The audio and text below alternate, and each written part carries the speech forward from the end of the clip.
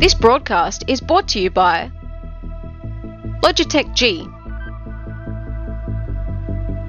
Motorsport Australia, Play Seat, The Gamesman,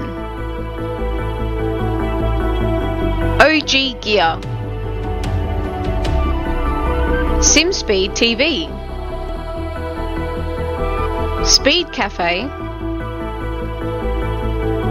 and the Australian Sim Racing Group.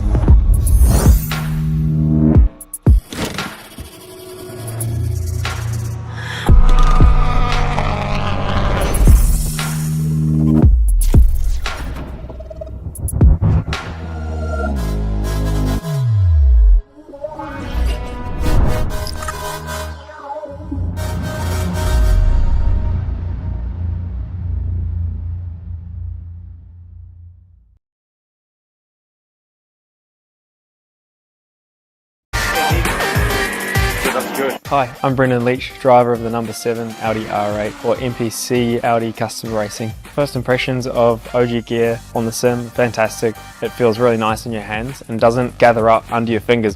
The sock, very breathable for me. I get sweaty feet when I'm on simulator. I know that's not the nicest thing to say. It has just the right amount of grip because your feet do just naturally move around on the pedals a little bit, and I like the way that they give you that freedom but also give you that stability that you need. Weekend in, weekend out, Motorsport Australia officials are making waves. From waving flags, waving cars through pit lane, or responding to a wave for help. Wave hello to new lifelong friends. Who knows, you might just make waves around the world. Ride the first wave. Search Motorsport Australia officials today. We are gaming fanatics. Our goal has never been to just play games. We think it's much better to feel like you're actually in the game. This feeling is what drives us as we create world-class gaming chairs. Our one aim, give you a brand new gaming experience. Help you move in perfect sync with everything on screen. Make sure you're having a ton of fun. It took us decades to achieve this, and we're still not satisfied. Every day, we wake up to get better. We'll never stop designing the very best to help you be your best. When it's all said and done, our job's only done if you're in full flow and focused on your victory. May you win, and win big.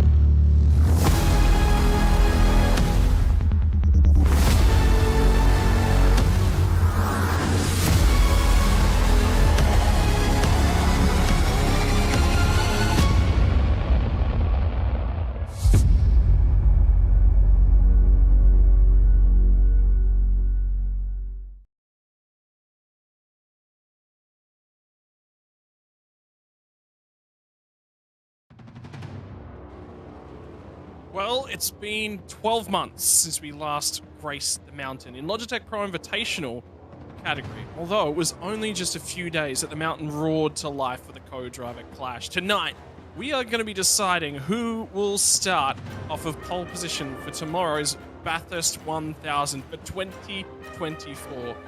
Throw in the middle a little bit of Porsche Cup racing action as well to give you a little bit of more taste of the racing action we might see tomorrow in the support categories. Ladies and gentlemen, hello and welcome to qualifying night for the 2024 Logitech Pro Invitational Bathurst 1000 and the grand finale of the True Force Endurance Cup as well. My name is Scotty Rankin, off alongside of Sandman once again.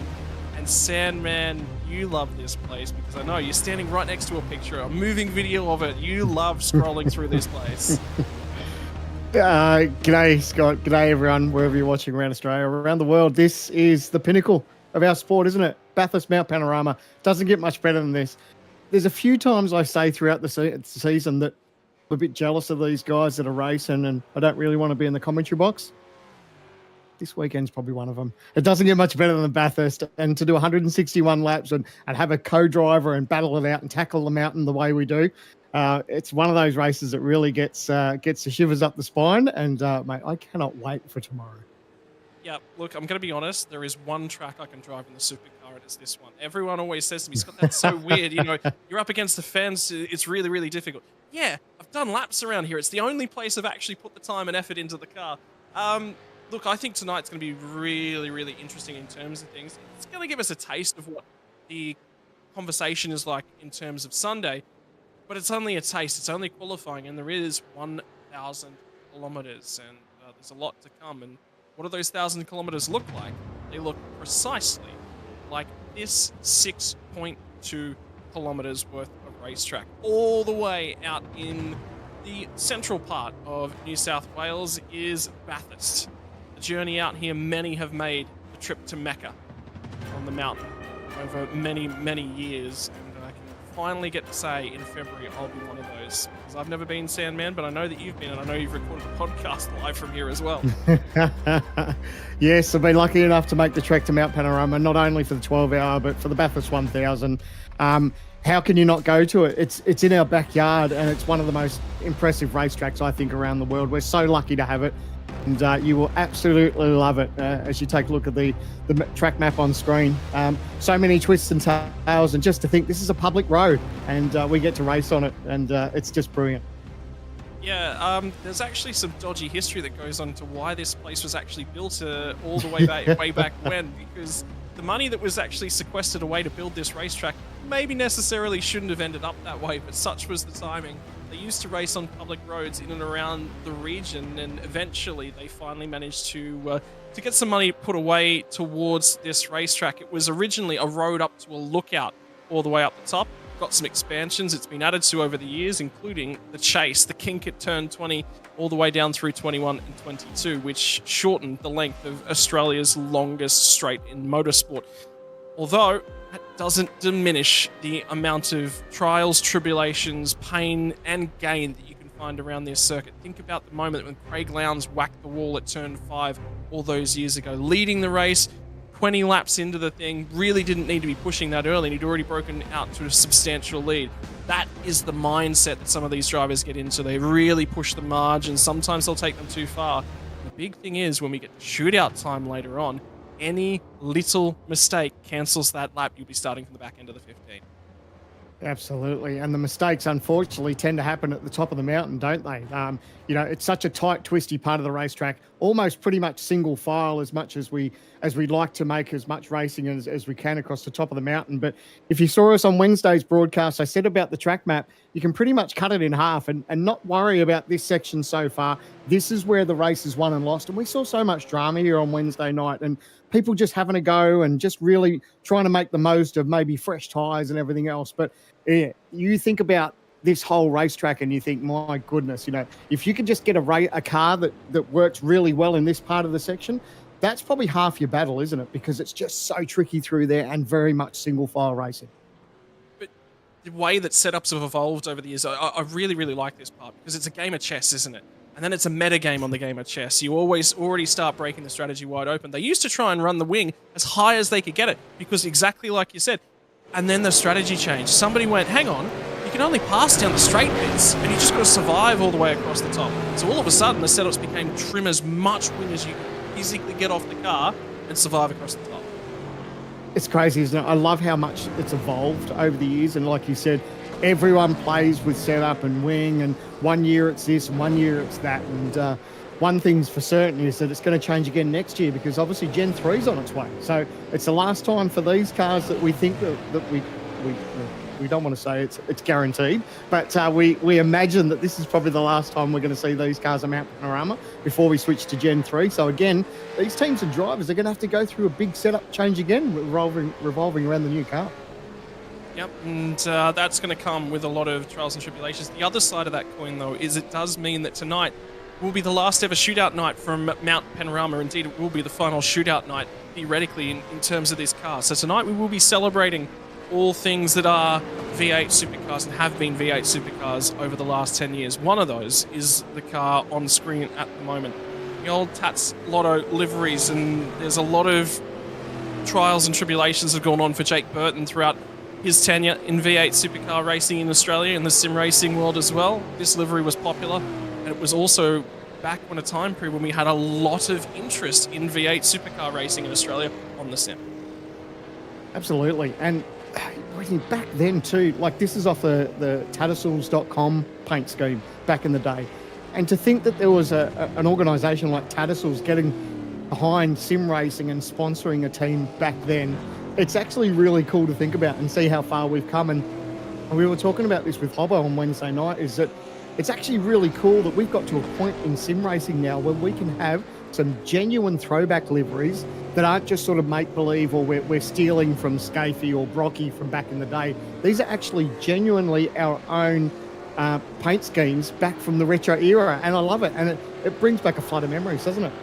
Yeah, here's another one of those earlier ERT cars as well. The Trans-Tasman racing cars have always had that iconic sort of white, black and red paint scheme, but for Evolution Racing Team, they've been through a host of colours. We saw earlier on in the season as well from Sandown, Bo Albert running his academy race team livery in the Hornets back when he was first just a rookie and just getting into things, and quite a lot of coaching with quite a lot of work. Look what he went on to do. And then there's this one.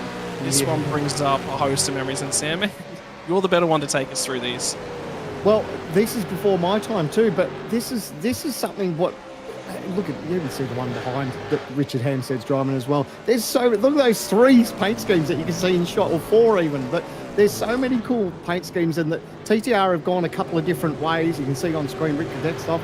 That's a for me. That's a HRT livery that I absolutely adore. But and we're absolutely blessed that these teams have embraced that. It's not only a thing for the race car era in supercars, but for us too. It's really something special, and I'm thrilled to see all these different paint schemes and the efforts that the teams have gone to.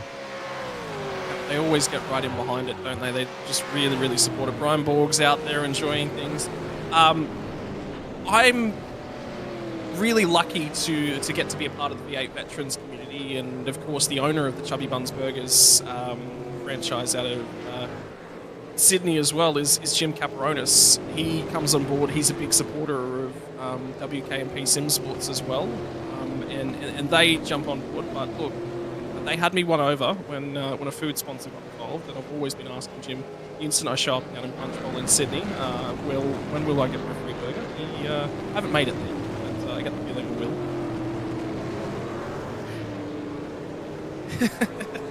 I love it. I just love the effort that goes into all the liveries up and down pit lane.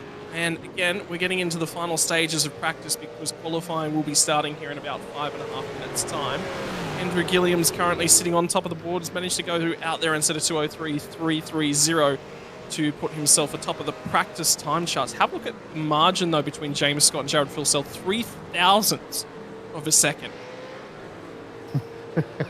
It's crazy, isn't it, to think about that you lap around this track and the times can be that incredibly close. It's ridiculous a little bit, isn't it? Because there's so much time to be to be won and lost around here. When it comes to a margin of that small, it's absolutely incredible.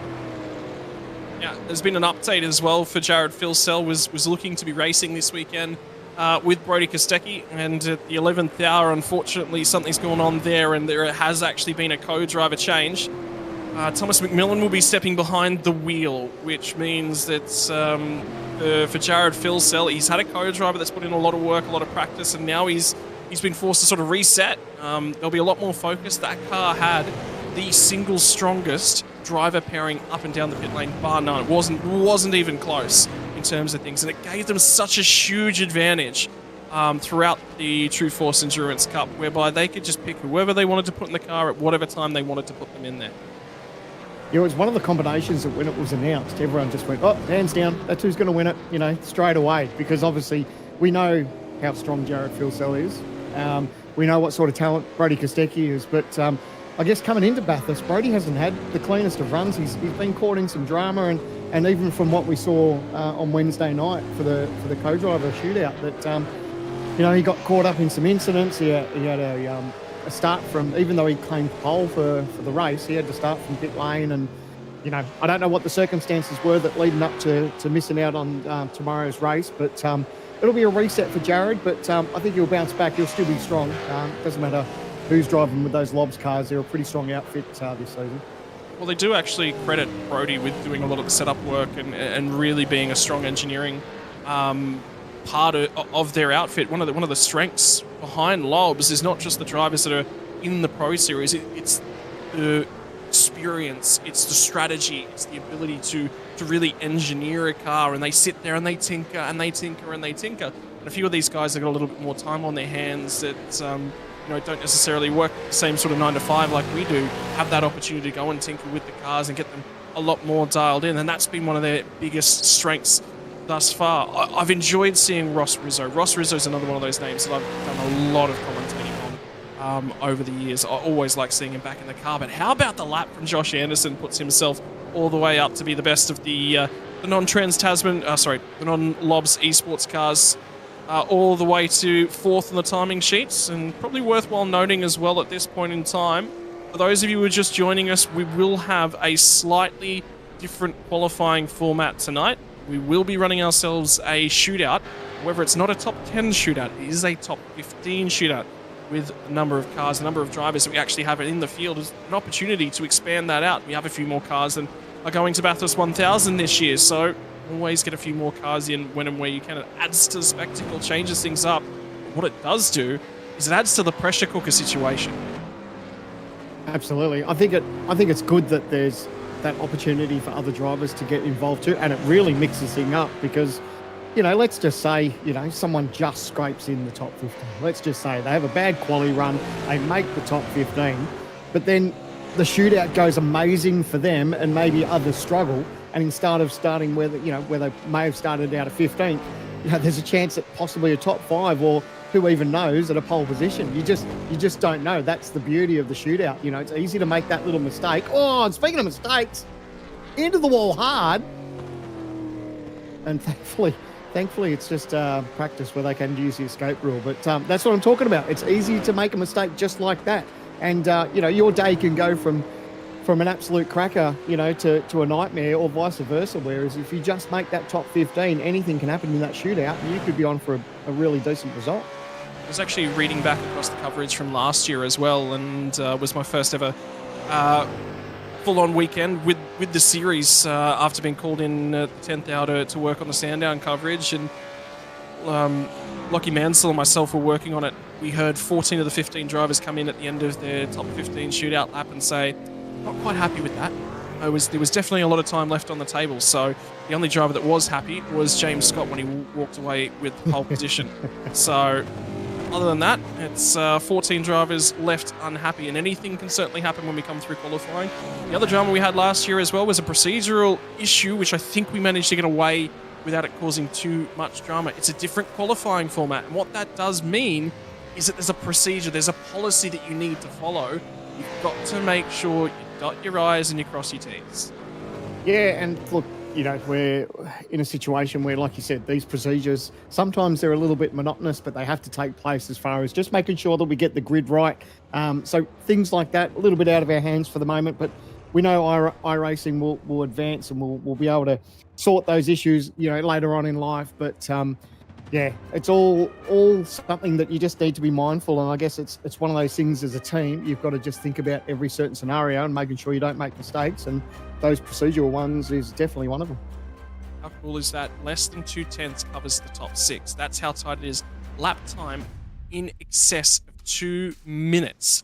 And they're only covered by 2/10 of a second at the end of all that. Every team, every driver going with a slightly different combination. And how is the traffic jam as they clamber out of pit lane? We are going to have ourselves 30 minutes of qualifying here tonight, up from the usual 15, depending upon track length, split into 2 different sessions. So it will be a full 30 minutes in terms of qualifying, and it is time to get out there. Important though, because that lends us a few more laps, particularly when the lap time is about 2 minutes, and that out lap is exceptionally long here tonight as well. Yeah, and look at the traffic that you have to deal with too if you're not up the pointy end. Thankfully it's a long enough racetrack where they can sort themselves out, but these drivers, and I guess some of us at home, you'll be surprised how quick this half an hour goes for some of these teams, especially if you don't, every week or every round we talk about making sure that you get a banker in. This place is definitely one of those because it's such a long out lap. If you make a mistake, then you've got to head in, get a new set of tyres, have your out lap again, stay out of trouble, then start your hot lap again. You can give up a massive chunk of time in that half an hour, and before you know it, you're scrambling at the end, just stressing that you may not have put out a decent time. It's really, really interesting to see as well is that Phil Sells was the first driver to fire off from pit lane. He's gotten a long, long way out of there, and he will lead the chain when they start their first qualifying laps. Matthew Bowler's already gone with them. Oh, well, but Robbie gives it a bit from all cars as we look for some drama. Just trying to feed their way through. It's kind of gentleman's agreement. Everyone's giving each other plenty of room, but it's a little bit of heart and mouth stuff, isn't it? It's just making sure that you're trying to pluck your way through. You obviously don't want to make contact with anyone. 1, because the stewards won't be impressed about it. 2, your team won't be impressed about it, or the bloke you hit won't be impressed about it either. But everyone's managed to get through there, and it looks like Jared's going to be the first to cross the line. And we said the time ticks away. What are we at? Nearly 27 and a half minutes to go, and we haven't even started the time lap yet. So we've already lost 2.5 minutes for the bulk of the field. They're going to be still another 45 seconds or so away. Phil Sells going to fire off from Murray's corner on the run down at turn number 1, Hell Corner. When we get here tomorrow for the first time, you are going to have a horde of V8 supercars all trying to fire out in there. 3 wide potentially on lap 1. Survival out the other side, the biggest key. The run up mountain straight as you shift through the gears. You'll bounce yourself up and over the crest at the Petters Bridge. Then it's about applying the brakes down around the 100-metre board. See how late you can absolutely brake. Was it the road on the left-hand side? Light fuel loads as you tip into Griffin's Bend. Then it's the climb up towards the cutting. We saw an incident here on Wednesday night when Richie Stanaway tried to go down the inside, didn't have quite enough overlap. Can you park it up next to the wall? Drive out the other side. Don't spin the tyres as you bounce across the bumps. Then it's up through and underneath the tree. Keep it to the right-hand side. Carry the speed out to the wall. Don't tag the wall on the left-hand side, Sandman, because that's so easy to do. Mate, the cars move around so much there and there. And you can just see everyone's right on the edge, especially Jared. You can see, but that's where the time's made, when you can get up as close to those walls as you can, or a little bit of a drama back behind him. But that's what you need to do. Just get millimetre perfect. Just as I say that, it looked like he might have scuffed that inside wall there at the dipper. Yep, so that'll be costly. That will delete the lap time. Matthew Bowler went a straight line, did a course cut as he come down through the S's, got off line, had to abort the lap. Now his priority is going to be trying to tow Bo Albert all the way down Conrod straight here. Then he'll abort. He'll jump out of the way and let his teammates on through. Will be the opportunity. Conrod straight, you take a breather. You set yourself up, because then you've got to be hard on the anchors when we get all the way down to the tail end here, the chase, the kick. Set yourself up for it. Dive hard on the brakes. Pull the car up. Make the apex if you can. And it's back to the right-hand side. Finally, the run back down to Murray's once more underneath the Armour All Bridge. What's the time going to be for Phil Sell? Will it be valid? Then you've got to try and race back around the track to go and grab another fresh set of tyres. First times are going to come through. Will they go on the board? Phil Sell does manage to put the time on the board, 2:03.317. Faster than his time in practice. So he's managed to fly a 10th of a second already. That is no banker. I tell you what, in behind, Robbie Gibbs just found a couple tenths of a second as well. He's improved his lap time. Bo Albert, though, 2:04.007. At the moment, he'll be on the outside looking in. Yeah, it looks like everyone's managed to get away with it. I was a bit surprised that I was pretty sure that Jared did get away with and finish that time, because he did, because he wouldn't have gone on with it if he hadn't have if he didn't got an off track or a 1X or something. But yeah, you can see there's a couple of drivers that just started down the pit lane, because there's just no point. If you get a 1X or something like that and your time gets deleted, you're better off just heading straight down the lane. Could be a busy night at the office as well. Qualifying tends to be the cleaner side of things, but there's generally 1 or 2 moments that will keep the stewards busy throughout the duration of this session as well. So, he said, Albert's probably going to be on the outside looking in with that time. Indeed he is, all the way down to 19th. Riggs rounds out your top 20. Jake Burton in 11th spot. 3/10 of a second off the pace, and he's outside the top 10. That's how tight the first lap of qualifying is here tonight. Yeah, and it's going to get scarier. Like I said, that's only the first lap. So as these drivers get round and punch out some more laps, you talk about that time that Burton did. I think he was 4th in practice. So you know he's got pace on his side, and 3/10. Yeah, he's probably going to find a little bit more as this session goes on. But yeah, it's crucial, and it's already showing that the times are going to be incredibly close as this session goes on. Have a look at this. This is when we're on board with Jared Filsell, just taking it right up to the concrete. And that's exactly what you want, millimetre perfect. But have a look at the car behind, just sideways. That's Matthew There's so Bowler. much time. He comes through there. And then Bo Albert's the same. That's where his lap time would have really had to come out of somewhere right there. He's lost a boatload of time. And Gibbs was a lot more accurate when they got up and underneath the tree. So he's made a little bit more time through 5 and 6. Now they'll all dive back into pit lane. I believe that's Tom Freer just ahead. Triple ones back into the pit lane as well, which includes Teo. This is going to be the second part of the train. By the way, 7 minutes already gone. And we're just getting back to the lane to start the second round of qualifying. So we're going to get 4 attempts at this in terms of laps. Isn't it funny? You look at it on paper and you think 30 minutes, man, like a half an hour. Got all the time in the world. But then when you get put in the pressure cooker and you got 30 or 40 of your closest mates that want to sort of beat you within a pulp too around this racetrack, it just gets tougher and tougher. And it'd be interesting, it's probably going to be at the 20-minute mark before they get round to start their hot lap again. So, yeah, time quickly ticking away. Think about the co-drivers, and as I scroll a little bit up and down through our Discord where everyone is here tonight, I can see there's the 95 Sim Sports outfit. The co-drivers are probably all a little bit relaxed. They might be off practicing perhaps for the Porsche Cup racing action a little bit later on in the evening, because none of their co-drivers have effectively just got Brody Sentence as the only driver that's in attendance there to assist them with qualifying.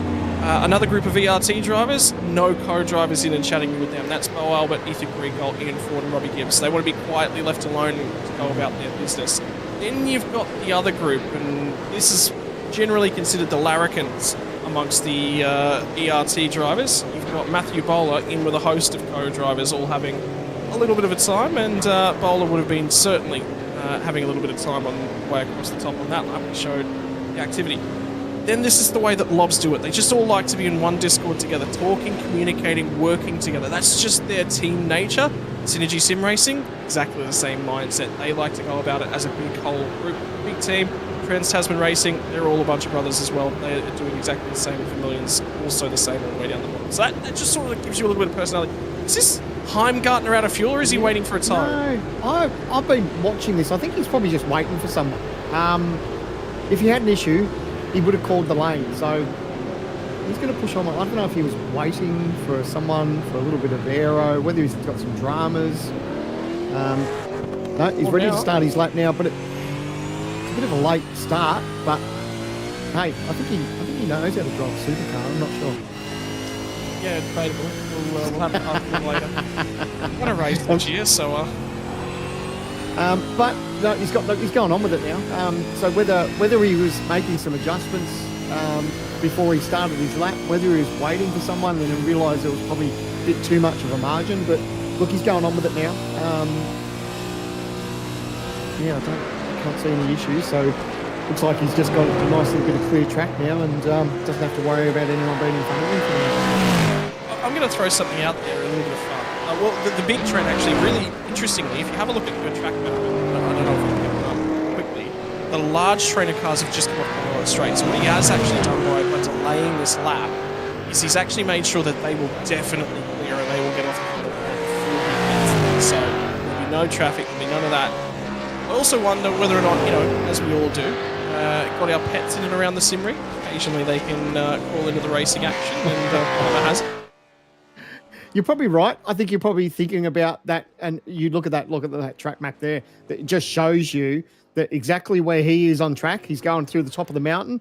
If he had pushed on, yeah, he may have come right into the thick of that traffic. So that's actually not a bad shout. So it's probably something that Andre and TTR were all over and just said, you know what, probably worth just backing out of it a little bit, and now he knows that he can push on. It's been a fairly tidy lap, and that's the last thing you want, especially if you start to get purple sectors. I haven't seen these times at the moment, but if you're getting purple sectors, the last thing you want to see is some lap traffic in front of you holding up in the last couple of turns.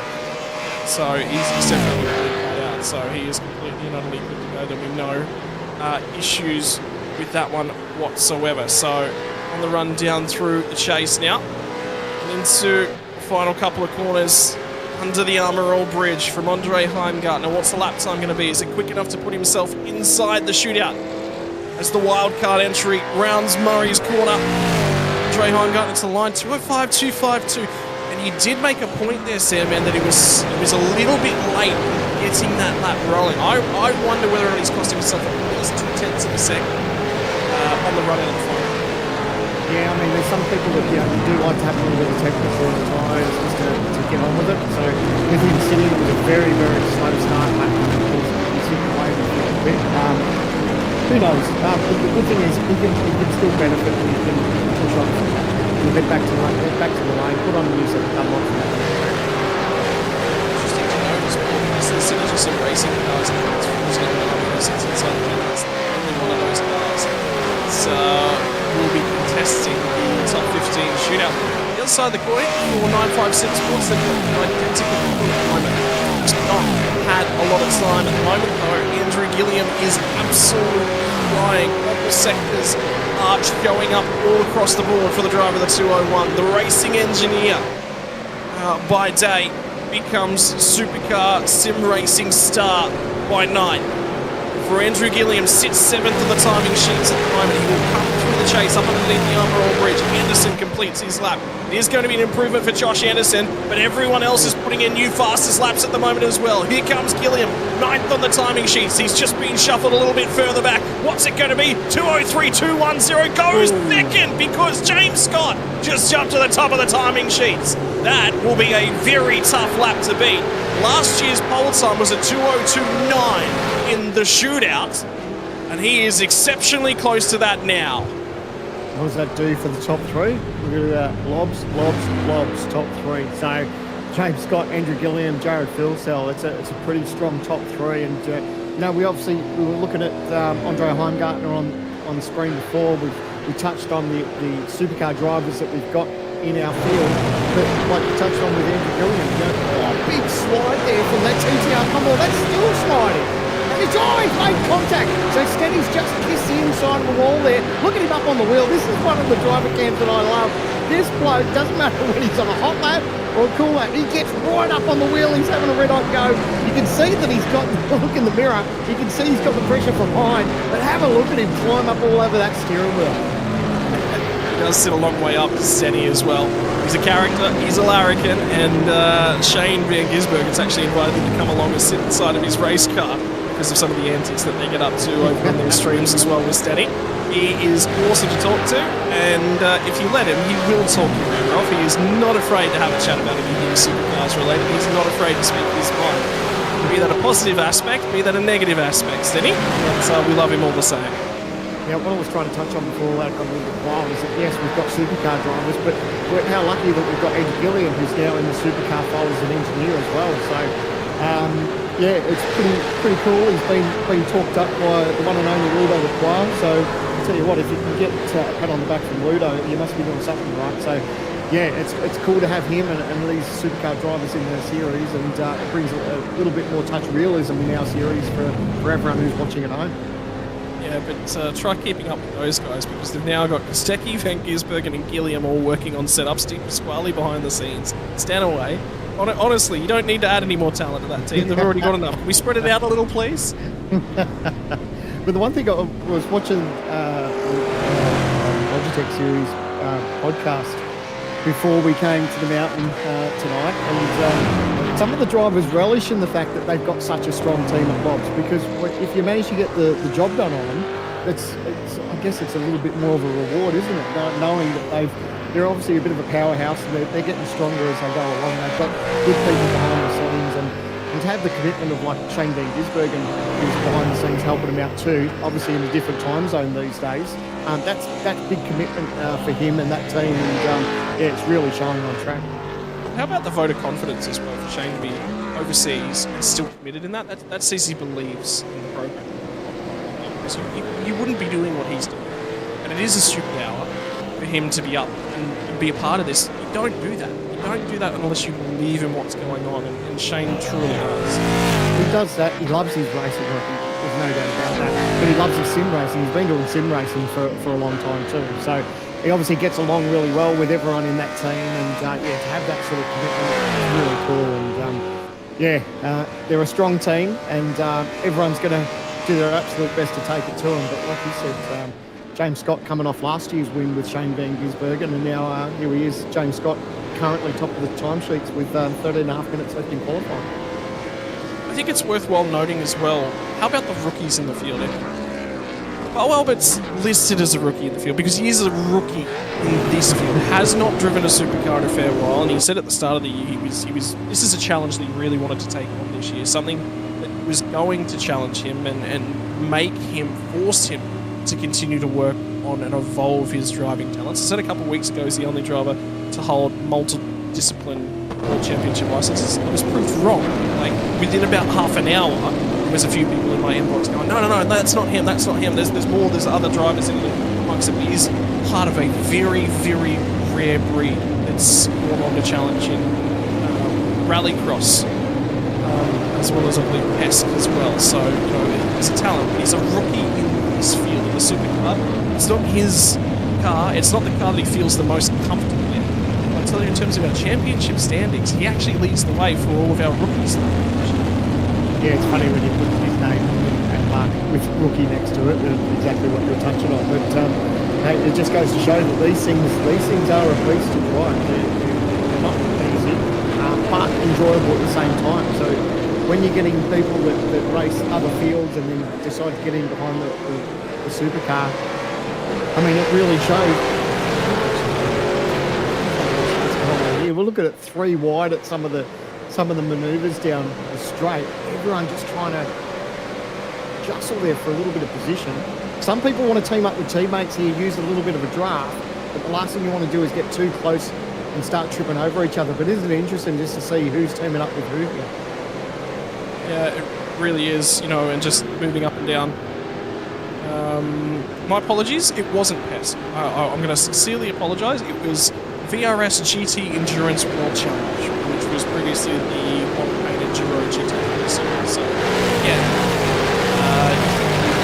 it's a little bit of wires crossed for these drivers as they start another flying lap. They've probably only got time for one, and might be a second lap towards the tail end of this session if they're lucky. So this lap is certainly going out for Jake Kurtz. It's inside the top 10 at this point in time, but now he is going to be at the head of the queue, and he is going to be the driver handing out the toes. Brady Myers in behind him. It was a 3-way stoush for race victory on Sunday last year after 1,000 kilometres. Come down to 1.5 fuel stints race. It was James Scott versus Madison Down versus Brady Myers. Myers had control at the track position, and but he also got raced incredibly hard by James Scott, and then it was on. The other two had to come back at Scott. Come back at him they did. There was paint traded, but it was all fair, all square. And boy, I tell you what, it is my favourite race I've seen from this series so far. It's crazy to think, you look at some of the names throughout TTR, here we are, we were talking up lobs, but yeah, the names that you go through with Trans-Tasman and exactly what you were talking about with that race and the run that he had last year, he's definitely going to, it's hard to pick anyone out of the whole TTR. Everyone in that TTR stable is going to be strong. And the thing that excites me a little bit is seeing Jake on screen. He's obviously having a good run, but how good was the run from Emily Jones on Wednesday night? That's who's co-driving with for tomorrow's 1,000. She did an absolute stellar job on Wednesday night and was stoked just to see what sort of pace she had on board. And I think between herself and Jake was fourth in the time sheets leading up to qualifying. He's seventh at the moment, and I reckon they're going to be a strong pairing. But it's, like I said, it's hard to pick anyone outside of that TTR fold. They're all a very good driver pairing, no matter who you call out. It's incredibly nice. I love it every single time I hear it. Yeah, you're right, there is talent up and down the field at the moment. James Scott is on for a new fastest lap. He will go all the way to the top of the timing sheets. 2:02.940, new fastest lap. Dylan Rudd actually set a purple sector across the top of the mountain, all the way down to the end of Conrod, and I wonder whether or not he was actually able to improve on that lap. I think he has. He's jumped all the way to 7th spot, so it's an improvement from him. Rosella's improved. I tell you what, Josh Anderson has improved now as well. He jumps all the way up into 3rd spot. Addison Down was a little bit higher, so he hasn't been able to improve on that most recent lap.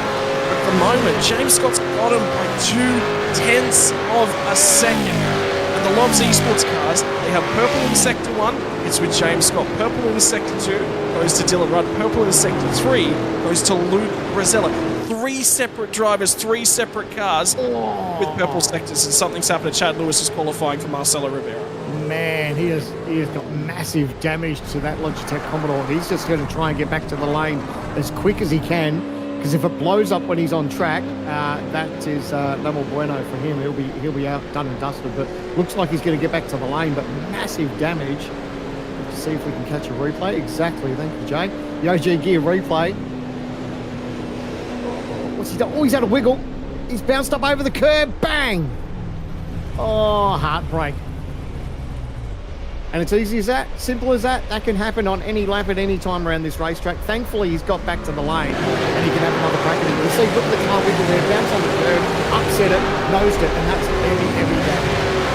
I'll tell you that he's been struggling this week. This chap, he's sort of been handing the keys to the car and said, right, here's the setup, we're going to have to run this if we have to. Chad's struggled at Sandown to bring himself up to speed, really struggled to just try and apply himself.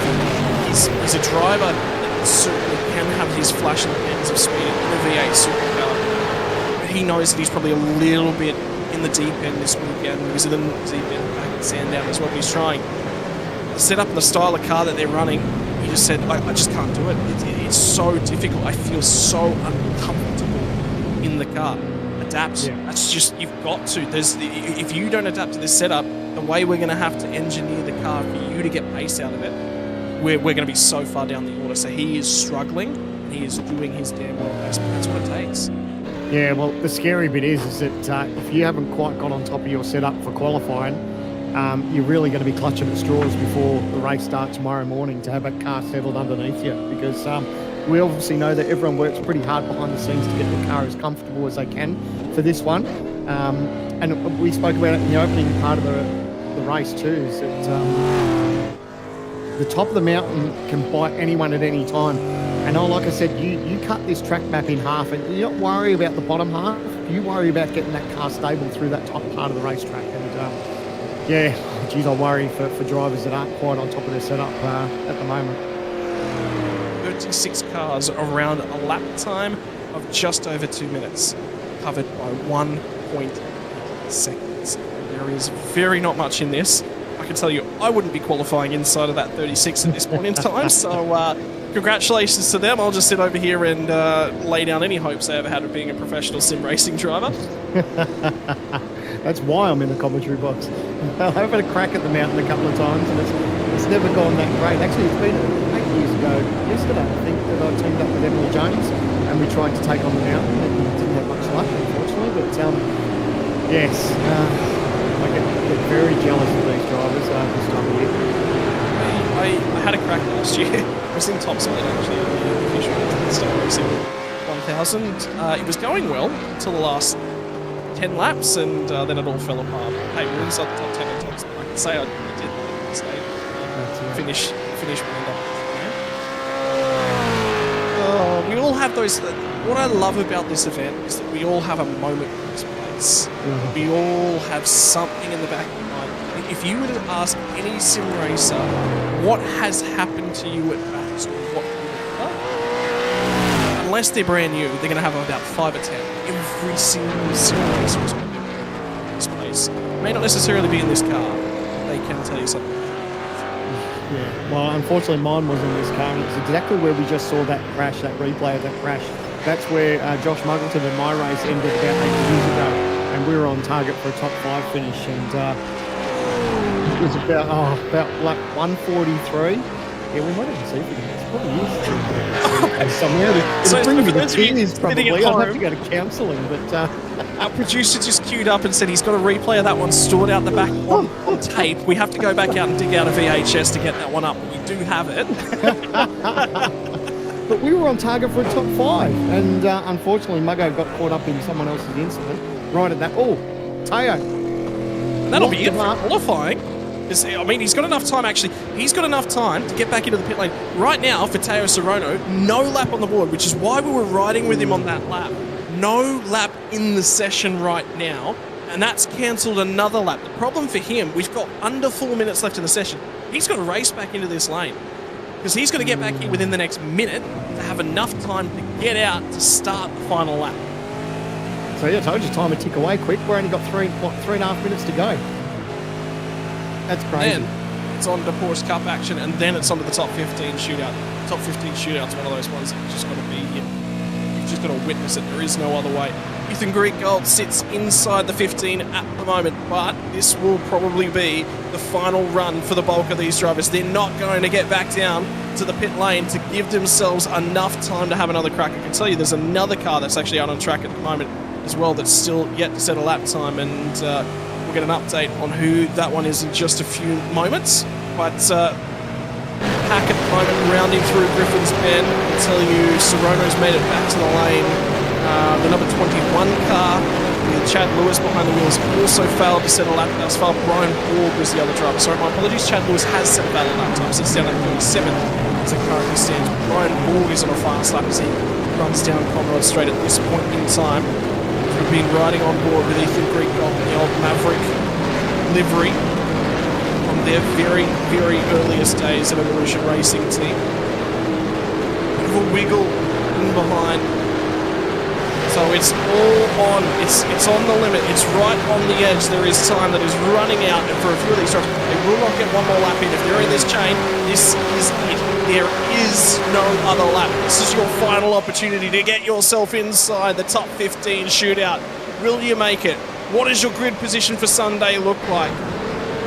For Ethan Greekgold, times are okay to this point on the lap. Can he find a little bit more time? It's not going to be good enough to put him right up to the top of the timing sheets, but could it be good enough to see him through to the second part of qualifying? At the moment, it is going to be an improvement. Will it be inside of 2:02? It'll have to be a mega lap if he's going to find it out the final corner. Bill Sell's going to pop to the top of the timing sheets, so he'll shake it up. Madison down jumps up there, gets inside the 2:02. We had one driver a few moments ago that had managed to put a 2:02 in. Madison down pops through and puts one in as well. And Jared Philsell, 3 drivers popping into the 2:02.9s. At the moment, Richard Hampstead is our 15th driver, sits on the bubble. Kobe Williams for the 053, co-driver of Hayden Bell. There's damage to the right-hand side of that car. And it's not going to be a valid lap time for him, but he'll have one more crack. This is it for him. He caught some curve and it looked pretty impressive for the photographers there, but my man, just unfortunately didn't get that time, but he's going to have to push on. But the scary bit is, like you said, these drivers, if they've done and run a time now, there's not enough time to get back to the lane, and you've pretty much taken the goodness out of those Dunlops, so there's probably a fair chance that we won't improve. So we may have seen our top 15, and like I said, Richard Hampstead right on the bubble. He'd be hoping that no one else improves. Well, Brian Borg still hasn't set that valid lap time. Neither has Teo Sorono. They're currently on times as they run down to the tail end of the lap. I think Sorono's got about 30 seconds to start his lap time, so he will get it in. For Kobe Williams, capable of getting it inside the top 15. Will he bump Richard Hampstead out is the question we all ask. Forza El Narbi is a top 5 capable car on his day. Outside the 15 to start this race at this point in time. He could be the first of our qualifiers that don't make it into the shootout, you know. Has that little bit of a wiggle. Borg's done. Borg's qualifying's done. Borg is into the lane. His qualifying's done. No time for Brian Borg. Kobe's still greening the neck here. Replay. We're hearing that. Oh, Kobe's run wide. And this is where, as he made contact, got away with it. Made a little bit of contact, slight contact there, but got away with it. So that's the reason he's carried on, because he wouldn't have had enough time. Checkered flag is now in the air. And Richard Hampstead still on the inside. Tell you what, Brady Myers is going to be the second of our drivers to take the track for the top 15 shootout. Last year, he was second last. He had the second fastest time from the first part of qualifying session, and Williams will not set a time. So he has failed to set a time. Sorono, I think, is the only driver that has failed to set a lap time that's still out there at this point in time. So Brian Borg and Teo Sorono will contest over who are the final drivers in the field. Blake Delaney's qualifying the car alongside of Thomas Freeman. We'll see if he can set a valid lap time. There is 3 cars left in this session who can deny Richard Hampstead from being the first car to run in shootout later on, and Andre Heimgartner is one of those. Yeah, still struggling a little bit back there, back in 34th position, but still on a lap here by the looks of it. But I think you'd almost say that probably Richard is safe. He's still probably just holding his breath just till we see those last couple of cars either cross the start-finish lane or head back to the pit lane. But the session's over. No one's going to start again. It's a big ask, I think, for these teams and these drivers just to bump Richard off.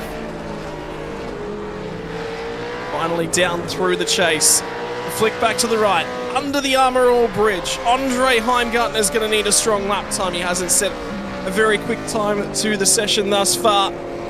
The Anna Murray is on the run to the line. Sorono will be through in behind him, and that will conclude our qualifying session. Does improve, only improves 1 place, takes a 10th of a second out of the lap, and Teo Sorono manages to set a valid lap time. So for Andre Heimgartner ahead, he jumped 1 spot and then immediately lost that one again to Teo Sorono. So the 15 drivers are in, and your top 15 shootout for later tonight is going to be in reverse order of how you'll see them. Jared Filsell from James Scott, 7 thousandths of a second. Are you kidding me? Are you kidding me between those two? Madison Down will be 3rd last out. Josh Anderson, Andrew Gilliam inside the 5. Dylan O'Shea, the best of the 9.5 Simsport cars. Luke Rosella and Griffin Gardner complete 5 doing okay lobs cars inside the top 10. Ethan Griegold will scrap into 9th place, the first of the ERT cars. Rick Kuznetsov, the second of the 9.5 Simsport cars, guarantees them 2 cars inside of the top 15. And we'll keep an eye over for the next 5 cars, and these will be the last of the drivers who will get an opportunity to improve or perhaps slide down the qualifying order later on tonight. Dylan Rudd manages to go to 11th fastest from Jake Burton, Jake Maloney, Brady Myers, and Richard Hampson. I can't believe Myers is that deep in the field. He will not be happy with that qualifying session. That's your 15. From there on back, Forza El Narbi, Bo Albert, Robbie Gibbs, Kobe Williams, and Matthew Bowler are going to be locked into those starting positions from 16th to 20th. Outside your 20 is going to be, I believe it's going to be the 115 of Ian Ford will be the next driver on the list from Jordan Ross. Blake Warboys in the solo entry for WKMP Simsports from Kurt Stenberg. Stenny had a few issues in that qualifying session. Scott Campbell has a reasonable session ahead of team boss Sean McNamara.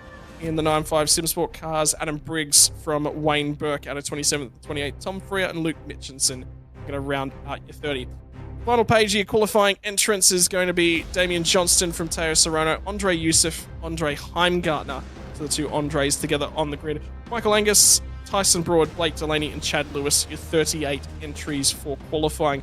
Of note, I have seen that there is no lap time there from Zach Rattray White. Did enter the session, did not drive during the qualifying portion of that session. So Rattray White will probably come from the rear of the field. Yeah, it's interesting. That's our lineup. Obviously, everything from 15th back. But you know what? At the end of the day, there'll be some people that missed. Be obviously a little bit disappointed that they didn't make the top 15. Everyone obviously wants to make the top 15 shootout. Everyone wants to grab pole at Mount Panorama. But at the end of the day, 161 laps around here, we know that pole ideally doesn't probably mean a race win. It doesn't guarantee a race win. So we've seen people come from further back outside of the top 15 to win this race. And that's what some of these drivers will be doing. So, yes, they might be a little bit disappointed, but it's not over for them. It gives them a chance now to sit back and enjoy the top 15 shootout when we see that a little bit later on. But the times now, it's impressive by some of these teams. We can see the Lobs guys there obviously very quick. And, it's going to be a good call for that top 15 shootout. It's going to be an absolute ripper. Yeah, it's going to be incredible to keep an eye on later on in the evening. Although, for now, we're going to step back and do something a little bit different. And I was about to say, I think, Sandman, you've actually got a few of the details on board for us here tonight. Because, ladies and gentlemen, as part of our support coverage through Bathurst Week this week, we're going to be bringing you Porsche Cup action on behalf of AOG. And, Sandman, you've got the details in the G-Hub. Yeah, something a little bit different for our shootout. Obviously, everything on a Saturday night is all about qualifying and the top 15 shootout. But we're going to mix things up a little bit with some Porsche Cup racing.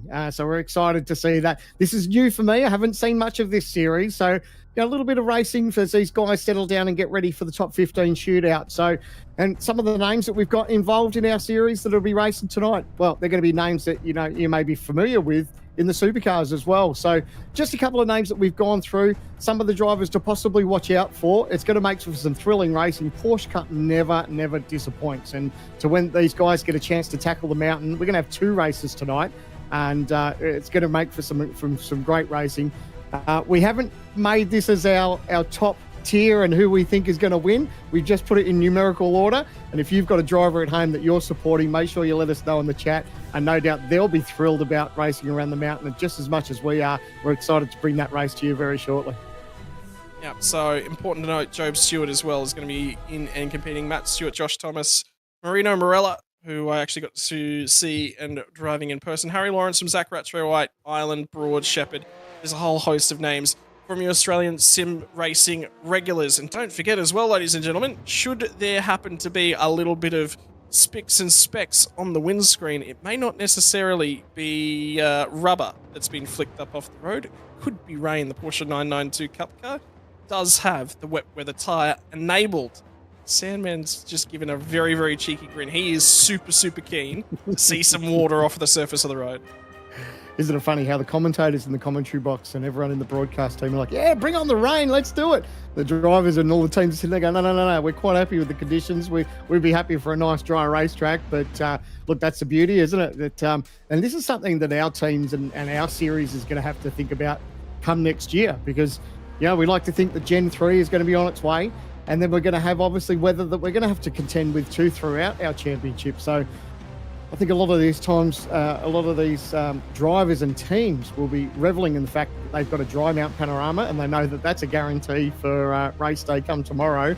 But it may not be the case come next year. It could be the last time that we see Bathurst without any weather forecast. So, it's the last time with the ZB and the Mustang in together. But it could also be the last time without rain. Ladies and gentlemen, we are going to step away for 5 minutes whilst we get you all the action from qualifying coming your way in just a few moments, right after this.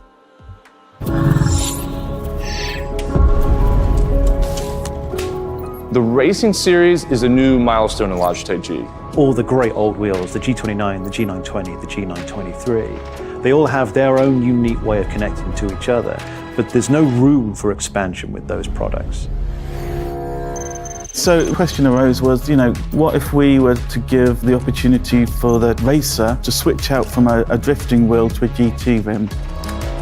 With the wheel hubs that we created, that's got a very specific button set, but you can replace any of the steering wheels. And the real lovely aspect to this was we could give the user, driver and the racer the opportunity to experience different genres of race. That allows drivers to craft high quality, customized setups that resonate with your individual racing style. When we start with the design, we always start sketching. Very often, once we've got sketches, we start discussing with engineering. We had 3 rounds of engineering testing or user testing where we invited in users from sim racing, and every single round of feedback we refine, the product based on what they tell us.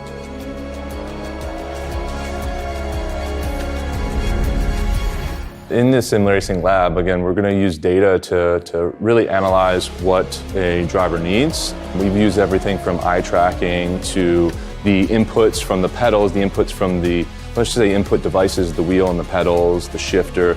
We're taking that and we're compiling it so that we can build different products based on those individuals' needs for all consumers and all drivers. I don't know of anyone else in the industry that's actually doing this kind of research into their products to see how their products are affecting performance of their users. We've built the product to make sure that it's as reliable as possible. So the innovations in engineering that I'd say we're most proud of is the sequential handbrake and shifter toolless changeover. This is now a patented system, so it's really easy for the user to just switch between modes. If you give people the tools to do what they want, they will. They will just go off and have fun.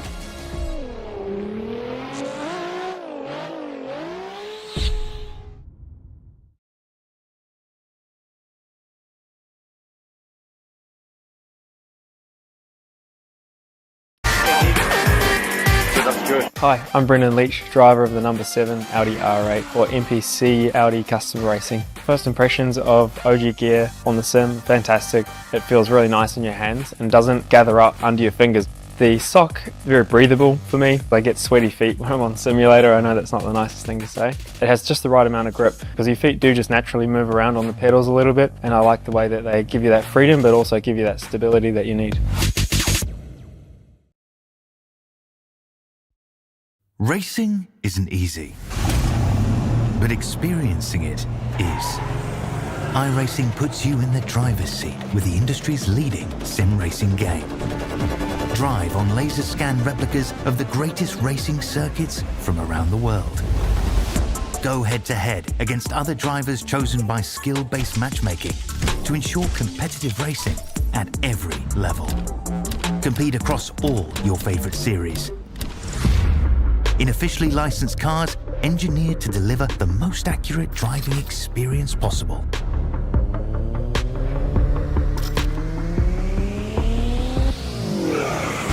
Join a race or host your own with players from across the globe. Race against the computer or in a league with friends. Feel the thrill behind the wheel. Visit iRacing.com.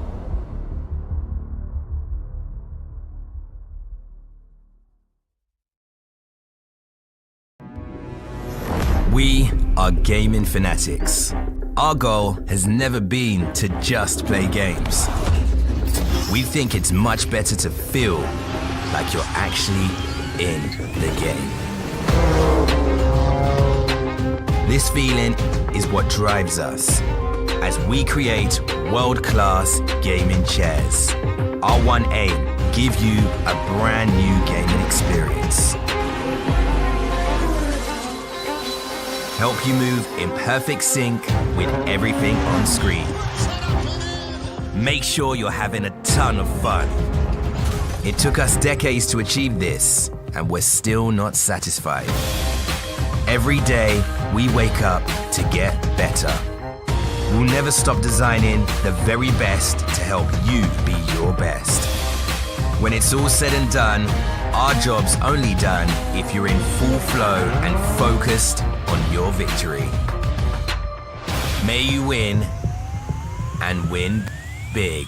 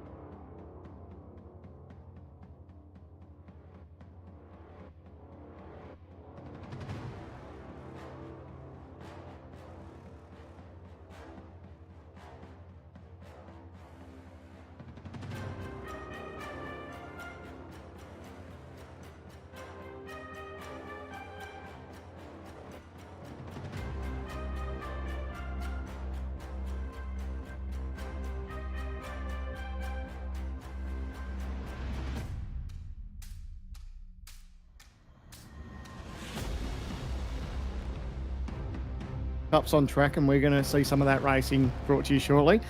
But it's 2 races tonight. We've got an 8-lapper and then an 18-lapper. And the 18-lapper is going to be a top 16 reverse grid. So that will make things a little bit interesting and shake things up. So it makes me wonder, how are these guys going to play it out? Are they going to go hard in that 8-lapper and then maybe strategically position themselves somewhere where they know that possibly that reverse grid might help them a little bit later? Who knows? But it's going to be a lot of fun. Porsches around here are really, really good car to drive. And to split this up over 2 races, and I think we've got a 20-odd car field, it's going to make for some great racing here around Mount Panorama. Thankfully, there's no rain, so with the teams are breathing a sigh of relief there at that moment. But yes, it's definitely going to be an interesting race, and looking forward to calling all the action with you, Scott. Boo, boo, boo, boo and hiss. Just you want great racing, just add water, as I always say. Look, it's going to be an interesting race coming our way. 18 laps is going to be the duration for number 2. That's a huge moment. Yeah, as he comes around Bellamy and for Shannon Fever, qualifying down towards the tail end of the field. At the moment, we have a number of issues in terms of qualifying. At the moment, I can tell you Ben Pedersen sits on pole position with a 2:06.996, so we're about 4 seconds off the pace, nearly identically compared to where the supercars were just a few moments ago. In terms of over an overall lap, that's relatively close together as Pedersen cuts his way down through the S's. Size of the Porsche Cup, they do get a little bit hot and spicy at times. Nearly cutting through and getting his nose chopped off was Ryan Jones. Pedersen got through there nice and cleanly. The 553 machine of Fever is still sat there in the dip and causing issues. I can tell you, Pedersen just at a purple sector on the current lap all the way to Griffin's Bend. So he was a very, very quick start to the lap, had to abort it halfway through. Yeah, it's always the kick in the guts, isn't it, a little bit? You see, it's getting a little bit foggy here at Mount Panorama, but yeah, when you're on an absolute screamer and someone's had a moment in front of you, I know all about that. But yeah, it's just unfortunate, but that's how it is. And the difficult thing is when you're a car and you're stranded, especially at that top of the part of the racetrack, it's very narrow up there, and if you're sideways, you're just trying your absolute best to try and get out of there as quick as you can, because it's so narrow, and you just hold your breath and just hope you don't get nailed. Yeah, it's difficult to say the least as they make their way up through that section of the racetrack. In the meantime, 1 minute and 30 seconds or so as the drivers cut their way through the qualifying session. At the moment, we didn't see Zach Rattray-White qualifying earlier on, but he is out there and in participation behind the wheel of Porsche Cup car. Somebody's just jumped up ahead of him. It might have been Chris Ireland who just positioned his car about 200ths of a second quicker than Rattray-White into 3rd spot, so that'll drop Rattray-White back 1 spot. Hard cut at the end of this qualifying as well. As soon as that checkered flag will fly, the session will be over. So these laps have got to be finished, and they've got to be finished now. Yeah, so in saying that, so where a lot of these cars are now coming down the mountain, this will be their last time. So they're all desperately trying to get that time in. They have done that, but like you said, if they start climbing the mountain now, that's it's going to be a hard cut, and that'll be over. So 2:06.997 for Ben. Looks like he's holding on at the moment. Trying to see if anyone's going to be able to pip him. And just as we say that, Zach Rattray-White goes out with a 2:06.970. So he did drop down to 4th spot in terms of the running order. Will now jump up and take pole position. I can tell you, Pedersen is on a flyer at the moment. Really, really quick across a couple of the different sectors throughout the lap, but he's not going to have enough time to put that lap in. Matt Stewart just finished the lap as well. Manages to jump himself to 13th. Marino Morella just jumped 1 spot up, moves himself inside the top 5. There's only a couple of 100ths of a second between himself and Dylan Shepherd.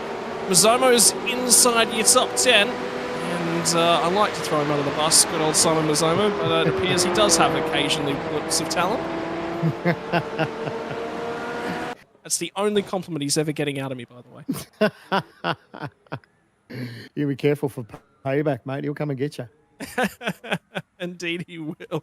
Ladies and gentlemen, qualifying has now run to conclusion. Your pole position for your Porsche Cup race number 1 is going to go the way of Zach Rattray-White for Millionaire Esports. Ben Pedersen is going to be off alongside of him. Full send Motorsports entry on the front row. Byron Phillips for Eclipse Sim Sport will be off alongside of Chris Ireland in Eclipse Sim Sports, and DPR Racing row number 2 row number 3 is going to be made up of Marino Morella, and Dylan Shepherd will be alongside of him. Row number 4 is going to be that of Luke Swan for 9.5 Sim Sports. Joshua Horton for the Vermilion Motorsports car will be alongside him. And finally, your final round inside your top 10. Summer Mazomo does make it inside the 10 alongside of Corey Bennett. Outside the 10 now becomes 11th spot David Clark. Tyson Broad will start alongside of him. JWM Motorsports car on the inside of row number 6. Matt Stewart and Ryan Jones on row number 7. Jones improving his time late in the session. Dylan Gray just outside of these guys gets inside the top 15. Harry Lawrence will be alongside of him on row number 8. Row number 9 is going to be that made up of 17th place car of Dean Jacobson, and alongside of him is going to be that of Greg Patrick. Inside the top 20 is going to be 19th place Shannon Fever, who had that massive moment down through the differ, and Dan Mirko is going to be out of 20th spot. Jackson Barry is going to be your 21st driver in the field, and I believe we've got one potentially from the rear, which might be that of Jake Santalucia, if he is indeed in the session. We'll keep an update on that one for you all. And that is qualifying all done and run, ladies and gentlemen. There'll be a few moments here, but Porsche Cups, they're going to swing around in the rear end, and they're a different breed of race car here, Sandown. Absolutely. A little bit of fun too. I've had the pleasure of just, in my own time, just cutting a few laps around in Porsche and at Mount Panorama, and they've been very enjoyable, but you've really got to sort of be a little bit precise, I think, and sometimes with these guys, when you've got a couple of your closest friends, when you're having a good hard battle, it's going to make things a little bit tricky, but I start to wonder about how they're going to think about how this race is going to unfold, and if they've already got their mindset thinking about the reverse grid. Yeah, this will be interesting. Ladies and gentlemen, they form their way up in terms of gridding. There's going to be 3 minutes worth of gridding, or about 45 seconds to go. That means that we can talk to you a little bit about what's changed in the world of iRacing over the last few weeks. One of those is we now have natural clutch variants. Have you ever sat down in your sim rig and gone, every single time I pull this machine off the start, it feels exactly the same? That will be no longer. You've got a chance to have a clutch with a little bit of wear and tear on that one. Means you've got to baby that clutch all the way out. You can't just set it to a bite point, release and go ahead. Then there's also the pre-warmed tyres. Preconditioned tyres is the exact terminology used by iRacing. What does that mean? Well, you've had a formation lap done on those tyres, a little bit of extra heat. They're not stone cold as if they've been sitting in tyre blankets. And ladies and gentlemen, the lights are going to start to come on from the front end of the field. We're missing one driver out of 6th spot on the grid, so we're going to be losing a driver from the front end of town, which will be, I thought it might have been Marino Morella. Indeed it was, out of 5th spot on the start grid. They will roll off the front row. They did manage to get a good start there for Rattray White. He will try and get away. Does feed in nicely. The 69 machine of Byron Phillips, I believe, has managed to just feed in ahead of Christopher Island for 4th spot as well. That will be a one to keep our eyes on as they feed up the hill. Cold tires and flat sixes. This is Porsche Cup racing action from the mountain. Yeah, first time as they climb the mountain now. You can see a couple of cars here just moving around a little bit, trying to get some of that temperature in these tyres. They're all quite well aware of exactly what you were touching on, and you don't need any silliness, just especially here in the opening lap. They know that they've got their work cut out for them tonight. Don't need to do anything silly, and probably just a bit of smart heads-up racing for these guys as they climb the mountain for the first time. Zomo's going to try and slot his way back in behind Joshua Horton. Horton looks to have gone and grabbed a few spots, or at least trying to, in the opening lap. Rattray White again leads us up and underneath the tree for the first time, nearly in the barrier for the 669 machine of Pedersen, who had pole position all the way up until the very tail end of the session. Now they'll feed down in. Who is going to manage to generate some tyre heat in those front tyres as they all struggle to try and keep the cars online? Have a look at the pace, though, from Ryan Jones. Yeah, he's all over here just moving around, and that's one of the things that I like what these drivers do is just take it. You know you're going to go single file, but move that car around in the mirror. Just make the driver in front of you think that you're probably going to think about sticking it up the inside when you're actually not. If you can get a driver and distract them enough where they're looking in the rearview mirror more than they are out the front windscreen, that can definitely work in your favour. I wonder whether or not Matt Stewart might not have had a great run through. There's a car blocked in the dipper, by the way, back up in the background, and it's the 77 machine of Greg Patrick who's had an issue. He's waiting for Shannon Fever to come on by. There was another car that was backwards. Marino Morella made his way from pit lane, by the way, so he did start. Corey Bennett was another one of those cars. I believe Dan Mirko got the wall at the elbow, and Greg Patrick, I've had a few chats with Greg Patrick. He took to an IndyCar for the first time a few months ago, and I enjoyed filling him in on all the details as he was learning his way through oval racing action. But Porsche Cup's at the Mount, not playing nice with the 77 machine tonight.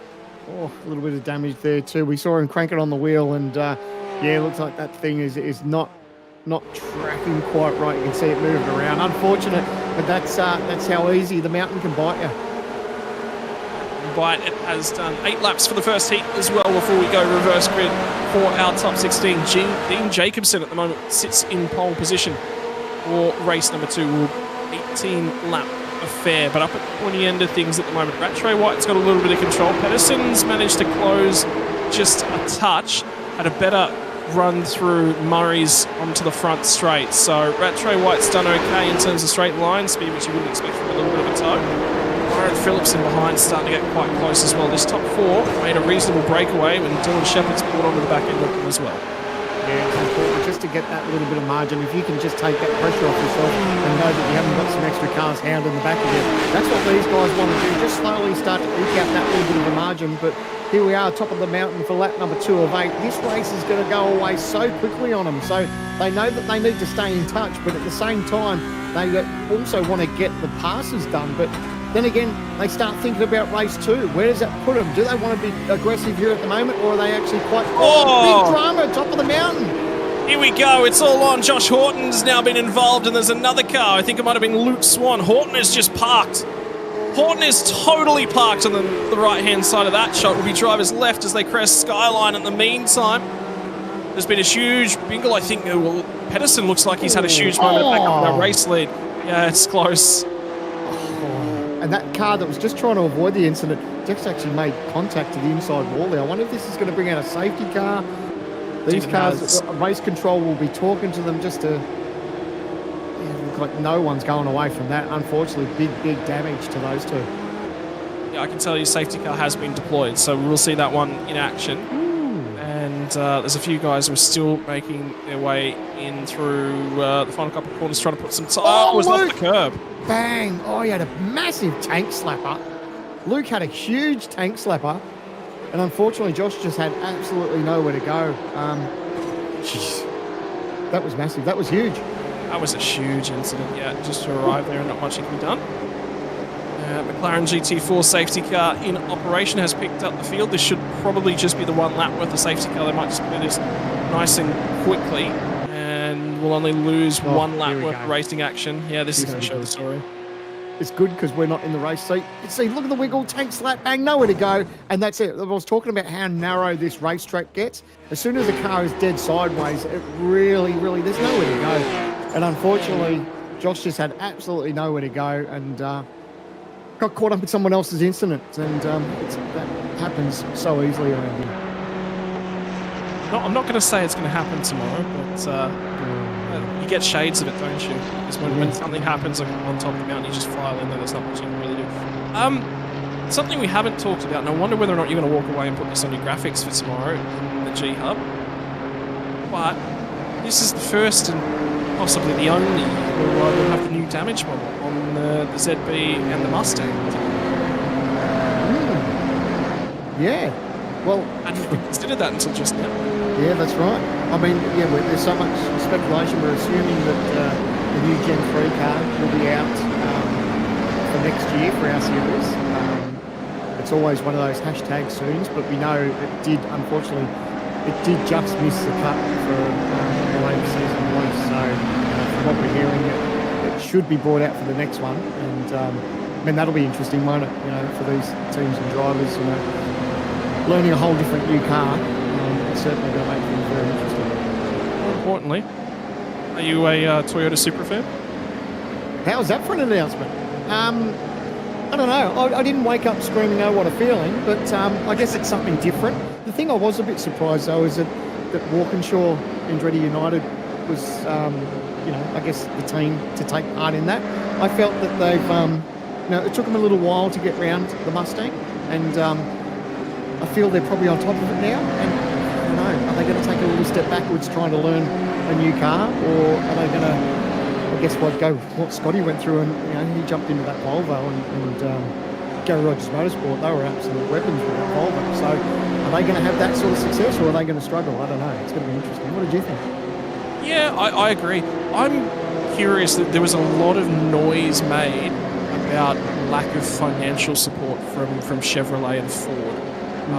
And I do wonder, Toyota's got this really good opportunity. They're one of the biggest car sellers in the country at the moment. So their ability to support it, you can certainly see a increased. If they can increase their market share, oh boy, it's made it. It's worth it, right? So yeah, look, from Walkinshaw and Andretti, I think they're potentially looking at those objects. Could you see if Mostert ends up racing a Toyota GT3, GT4 somewhere else around the world? That'd be a huge coup for him. Then it does make sense if they make those connections. Absolutely. Yeah, certainly some interesting times ahead for supercars, but yeah, it wasn't an announcement I was ready for, to tell you. I've just been handed probably the funnest fact of the night. The wet weather tyre has been used. There it is. On the safety car. There you go. Well, lucky he was only out for a lap or so, because I don't think they'd last that much longer. But anyway, there you go. So safety car's in. We're about to go green racing. That wasn't a fact that I was waiting for, I tell you. No, I was not expecting the wet tyre to be in use here tonight. Out of the chase, and immediately onto the power for Zach Rattray White's going to try and surge ahead at the front end of the field. Ben Pedersen's going to try and go with him. Byron Phillips and Christopher Ireland and Dylan Shepherd were your top 5 breakaway. How about this drive, though, from Tyson Broad? Because he's managed to cut his way through the field from where he started. It was a lot deeper, and yeah, he's managed to make a whole bunch of overtakes to sit 6th on the road. Mazzomo's managed to pick off another spot as well. It's at 7 currently, after taking 2 positions starting from 9th. So a couple of drivers on the move. The field was frozen. We'll go back to green flag racing. There'll be 5 laps left in this one. But the other metric we're going to keep an eye on, we've only got about 6 minutes left in this race, so we may only get it further through laps. Oh, that was close.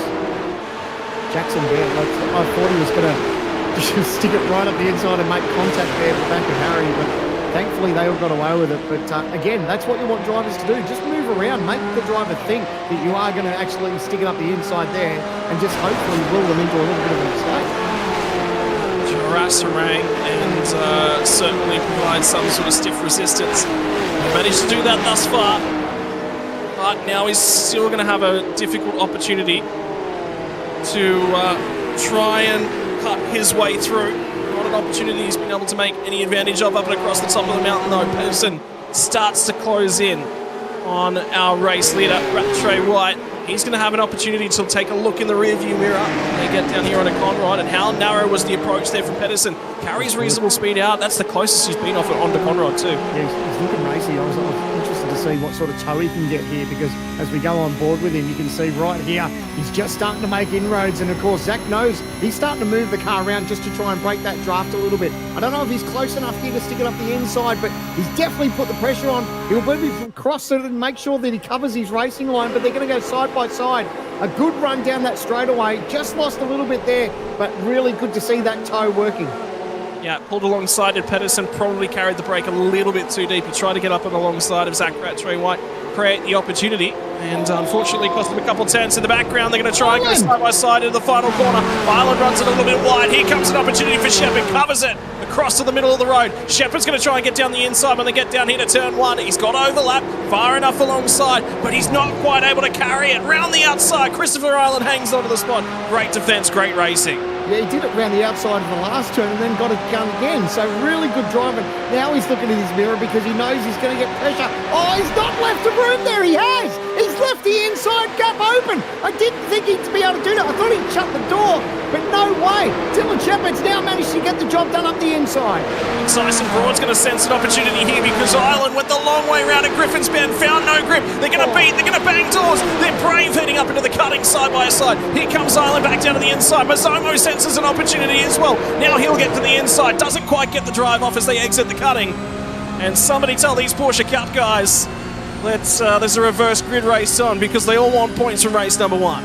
Yeah, well, that's it. It's lap 5 of 8, so they know that they're running out of time, but it does send the heart rate up a little bit when they know they can see some drivers that are squabbling in front of them, and you know you just want to get in there and start racing with them as well. They all managed to get through there, but, geez, it was a little bit heart and mouth on a couple of those manoeuvres. I wonder whether or not there might have been a touch as well, because Ireland's just said something to race control. They're going to have a look at it. And might be a redress yet to come, but it's with the stewards at the moment. Pedersen closes in once more to race leader Rattray White. He'll be a little bit further back this time. And we might get 2 more racing laps, I get the feeling. So I don't think we'll get all 8 in, but it's looking like we'll get 7. And around goes Jackson Barry, who was cutting his way through the field. He'll be forced to sit there and wait. That's a tricky spot there. Just needs to, like you said, clear the rest of the field, pull a gear and get going. Thankfully, he's got another race to try and redeem himself, but a little bit of heartbreak there for him. Now, unfortunately, massive amounts of damage to the rear end of that car. Hawkins managed to get his car back out on track, as well as Luke Swan. Greg Patrick's not quite there. This is the moment, so he gets up the inside. Is he going to touch? He might have got a touch. I think he pinched himself in there too. I think he was trying his best not to make contact, and if there was that little bit, that's probably what sent him round, unfortunately. So, tight as they come down through. Ben Pedersen's going to go ahead and set the fastest lap of the race. And now it's going to be up to Rattray White to respond. So it'll be 2 more laps left in the session. We do have just enough time for 1.5 laps, and this is going to be a wild ride down at the chase as well. Cut through the grass, a little bit of contact there. Oh, got shades of Bathurst when it was at Scott McLaughlin and Whincup and everyone that was involved there. Oh, there's been an update as well. The incident that was called in wasn't actually Dylan Shepherd on Christopher Island. It was Byron Phillips on Christopher Island. And Phillips is being told he needs to redress that position. So he'll drop out of the fight for the top 3. And now they're going side by side. And here he is trying to let them through. And trying to redress across the top is not the easiest thing to do. He's managed to get that one done. Yeah, that's one of the worst places to do a bit of a redress, especially when the field is so close together. Here we go. So this is the replay. Round the outside. Oh, just that little bit of door-to-door contact. Unfortunately, Robin Mears as well is at silent 2 spots, so he's had to redress 2 spots, not 1, which has promoted Dylan Shepherd onto the podium. So he'll take a freebie. Well, thank you very much. He's loving that. In time, Ben Pedersen did actually just tap the wall on the exit of the elbow and run down through Conrod Straight now. Does close up at a Rattray White, expecting to see a white flag this time by the start-finish line, which will give us 1 more lap left to run. And if he can carry the speed as he currently has as Pedersen, fastest lap last time by, closes in on Rattray White yet again. A bunch of time now made on Conrod and the final corner. And we'll keep our eyes up. Indeed, the white flag has been shown to the driver. So 1 more lap from the first of our 2 races of Porsche Cup action. It's getting very juicy between these two. They've gapped the rest of the field here, so it's really going to be a 2-man race. Zach Rattray White, Ben Pedersen. Ben's right there. You can just see his hustle on the back. He knows that this is his last turn around the mountain for this one. Is he going to have enough? I don't think he's going to be close enough to make a dive here. Zach's going to be all over it. He knows not to leave that gap open for him. And it's his final climb up the mountain. Where's he going to get the job done? Pretty much single file across the top of the racetrack. He's going to have to wait till he goes down to the chase. Have a look at the 5-car train that's in the background of that shot as well, because Shepherd was covering to the inside as they got down to Griffin's Bend. Christopher Island's going to try and have a crack around the outside of the cutting. That's brave. Don't often see that one. Shepherd's definitely a little bit of a cork in the bottle, and he's covering just about everywhere as well. Final lap of our first of the heat races. Top 16 will get inverted. Fever looks to be on pole as it currently stands. Who's got something on this final lap of the race? How close is Pedersen? How close are these 5? He's getting close up the top of the mountain. Oh, moment. Oh, huge moment. Shepherd's managed to gather it all back up. Down through the S's. Island's going to be right there. And there is going to be a 992 stapled to this rear bumper when they come off the elbow. Look at how close they are to the walls on either side. Might only be 8 laps, and here comes Phillips. He's going to fire it down the inside. Touches Christopher Island, and that is all the help that Dylan Shepherd needs. He's now cleared these guys. Phillips managed to get in a reasonable exit. Broad is going to try and have a crack and buy into this one. And here comes Simon Mazzomo as well. We are going to have a real duel as we get down through Conrod Straight. Phillips is going to go to the outside. Island's going to try and go side by side with him. They're going to bang wheels. They're going to bang top. Tyson Broad's getting involved in this one now as well. 3 into 1. Does it go as they get down to the chase? Final lap of race number 1. Phillips to the inside. Runs Island wide. Out onto the grass. They're still swapping paint. Ireland's going to go around an exit stage right now as Tyson Broad going to try and have a go. Phillips covers to the inside. Third spot on this one. Phillips has been asked to drop back. They're going to back doors, big wheels, and it's all chaos. Mazzomo scoots through to take fourth. Oh my God, how lucky are these guys don't have to pay the bills for these Porsche Cup. These guys have been door handle banging each other. Unbelievable finish here, and this is only the 8-lapper. How chaotic was that one? And it's going to end up, I think this is our 16th place fight at this point in time, and that one's going to be decided as lost one. it. Fever will nick 16th spot back. He actually lost that one on that lap. And now he'll get pole position for the feature race as Mirko makes a mistake in the final corner. And Horton's going to go toe-to-toe. This one's still not decided, even though these guys had dramas. How good is Porsche Cup racing? Oh, he's holding on. It's going to be a wild ride. He's rejoined smartly. But, man, these boys did not give an inch, did they? Coming down to the checkered flag, they were door handle to door handle, banging and biffing into each other. So I said, thankfully, this series isn't real and they're not paying the bills. Because, boy, oh boy, there'd be some money in a part with. At this point in time, I think some of the cars have ended up with wing mirrors and bits and bobs from other cars rather than their own hanging off at this point in time. Was there just a swap meet occurring down Conrod on that last lap? Oh, that was cool. That was cool to watch. Well, Rattray White takes the win from race number 1. 7 laps, didn't get all of the 8 in due to time constraints on that one. Ben Pedersen from Dylan Shepherd. Mazzomo scoots through to 4th. I'm never hearing the end of that one. God, I wish you guys hadn't given him those spots. Tyson Broad from Ryan Jones, Marino Morella, Matt Stewart, Byron Phillips, and Dylan Gray round out your 10. Who's going to take pole position for the feature? Well, it won't be David Clark, Harry Lawrence, Corey Bennett. They're all going to start out of a couple rows further up. Christopher Island will be right towards the front after chaos in the final lap. Dean Jacobson and Chevin Fever going to be your front row. The guys that missed out on the invert, Dan Mirko from Joshua Horton, Luke Swan, Jackson Barry, all with issues throughout that race. And Greg Patrick will start rear of field from the feature race after the issues on lap number 1, unfortunately for Greg. That was not a happy looking Porsche. These boys put on a show.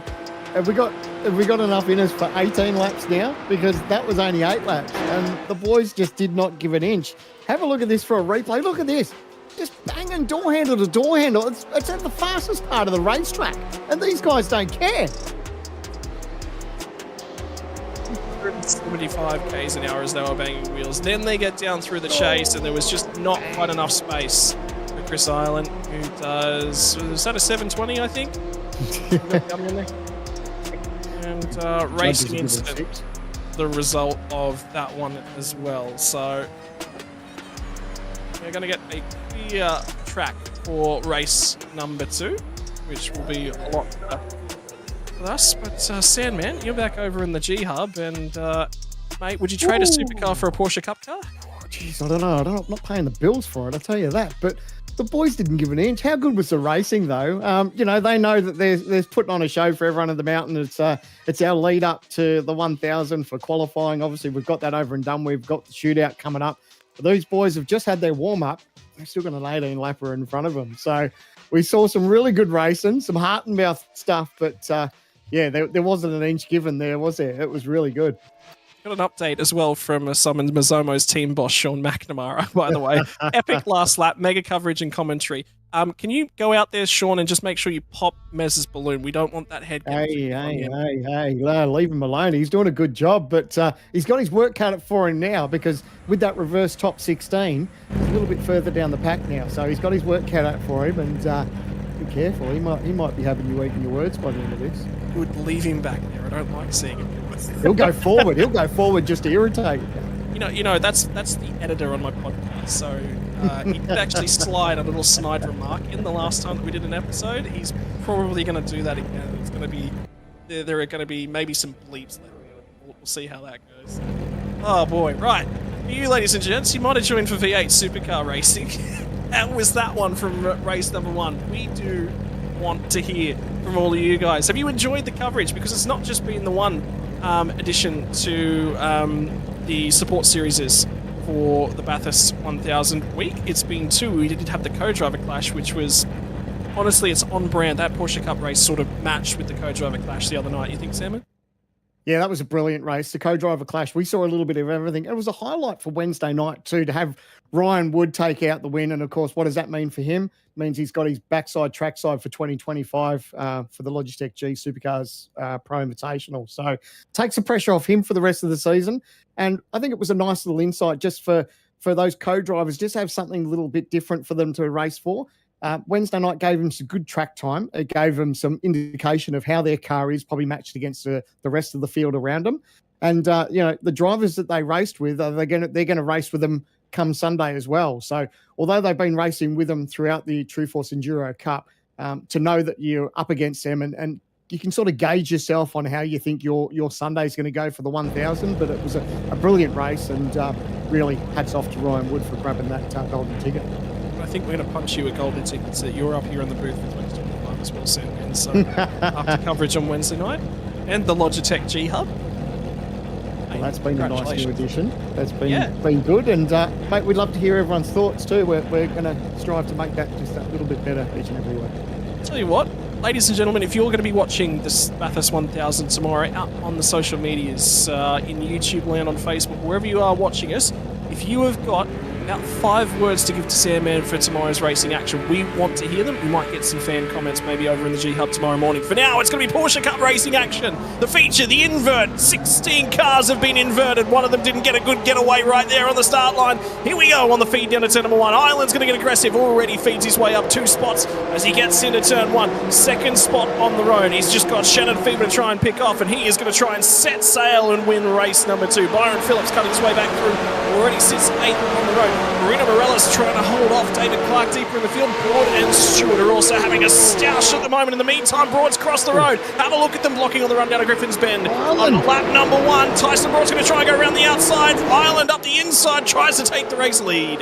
Yeah, it was a nice little dive, got position there, and that's what he wants to do. He just wants to try and gap and just make that little bit of a margin over the rest of the field. It's going to get a little bit dicey for some of these drivers, and that's the beauty of a reverse grid race. The top 16, like we said, have been reversed, so it's going to mix the order up a little bit, and it'll just give these guys just a few laps just to sort themselves out.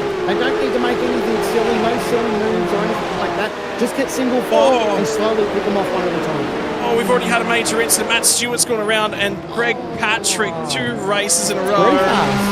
And, well, Zach Retro White's cut his way through that with no damage, so he's okay. But unfortunately for Greg Patrick, 2 races in a row. And with Full Send Motorsports attends the AOG Porsche Cup on behalf of the Gamesman Porsche Cup Challenge. And coverage here tonight's not going well for Greg Patrick. Down the inside, trying to slice and dice and pick off some spots early at the elbow. That is a tough move to pull off. And the 69 machine of Byron Phillips might have just done that. The interesting point you made about that Zach Retro White obviously involved in that as we go to the MotoGP replay.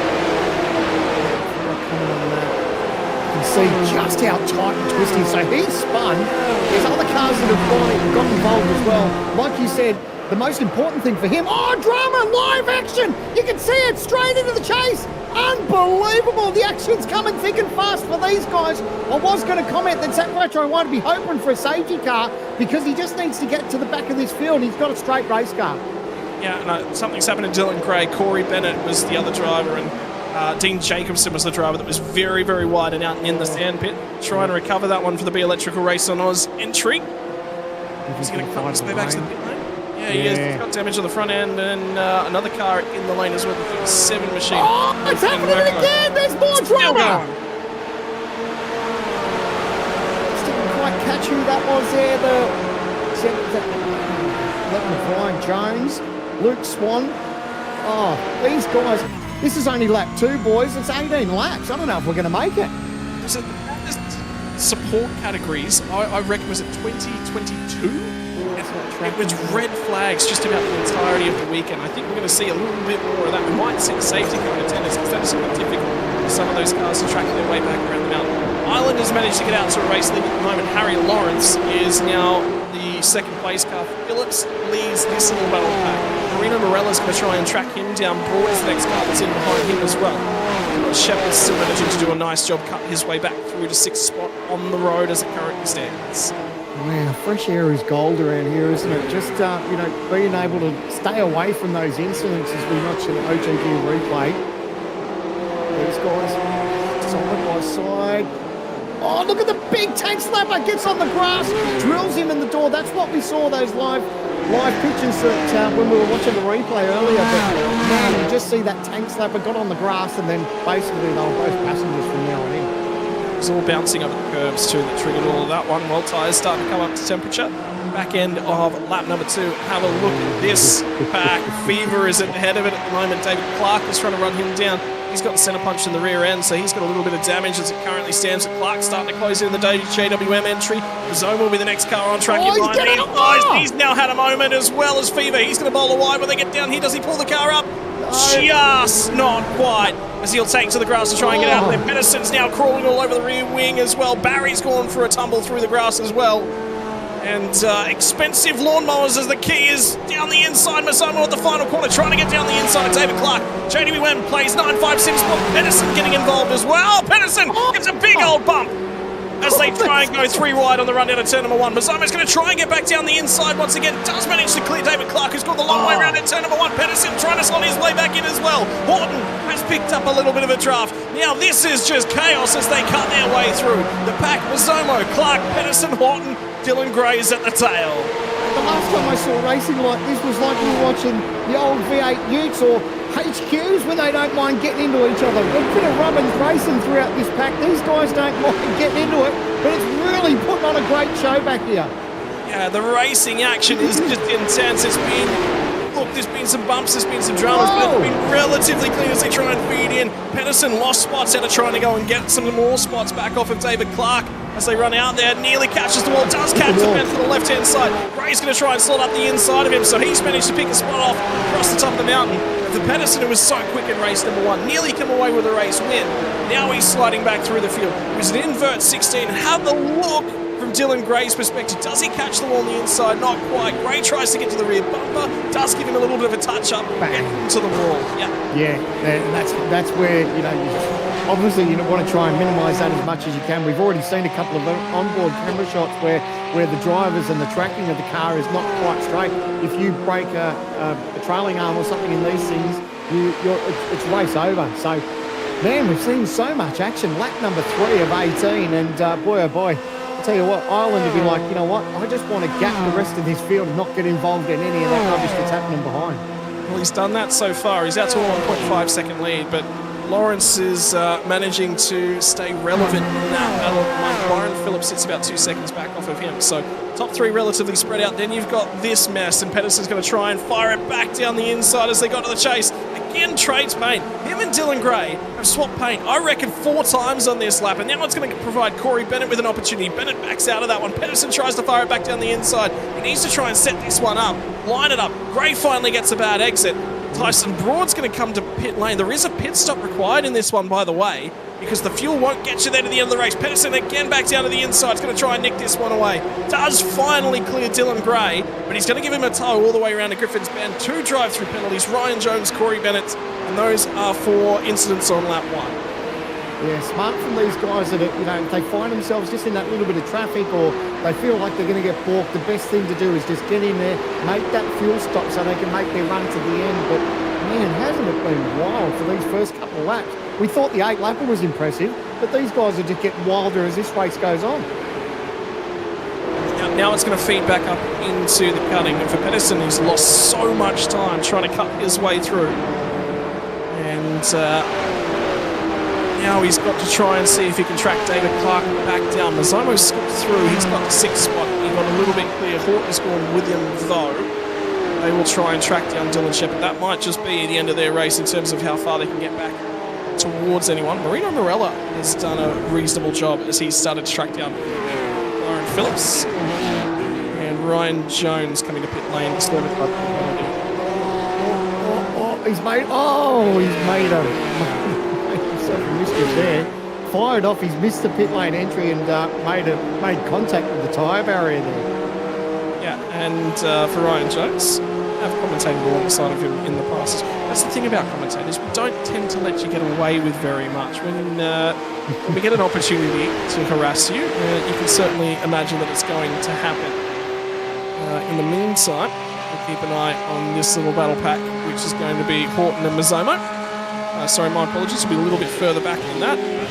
It's going to be Zach Rattray-White trying to get to the inside of Dylan Gray. Man, got right to the bumper there. Thankfully, they both got away with it. But we've seen Zach Rattray-White has had his fair share of dramas for this race, and he's just slowly starting to pick them off. But fastest lap there, Byron Phillips now with 2:07.578. But these two here are not giving each other much room. Thankfully, they all smarten themselves out. But a couple of more pit stops happening behind them, and I think that's probably ideal for some of these drivers if they find themselves just buddy in a little bit of traffic and probably a position where they don't think they can get the job done. It's nice just to have a little bit of that clear air. Yeah, see what you can do with that clear air, perhaps walk a little bit further forwards. Right, Battle Pack for second on the road has started to close back in. Phillips has managed to use that fastest lap of the race to run down Harry Lawrence, and he's towed Marino Morella along with him. So Morella's starting to show good pace. Didn't set the fastest lap, like you said, on when Byron Phillips, but only by a tenth of a second. Yeah, and they are using every scary road up across the top of that. Yeah, I think Phillips just made a little bit of contact just up through there. We're going to see that probably 1,000 times throughout this weekend, and yeah, everyone's takes it right to the limit, but sometimes you just go that little bit further. Thankfully, he's got no damage to the car, but it's just the lightest of touches. But and look at him now, just pressuring all over the back here. Does he think about making a move here? All into the elbow? No, thinks better of it. And it's probably smart driving where he just needs to get a good run out of here, get that toe, and hopefully have enough for a move up the inside. Oh, drama at the top here. David Clark, he's pointing the wrong way. He's got a little bit of a margin before the next car comes round, so hopefully he can get that spun around and get going again.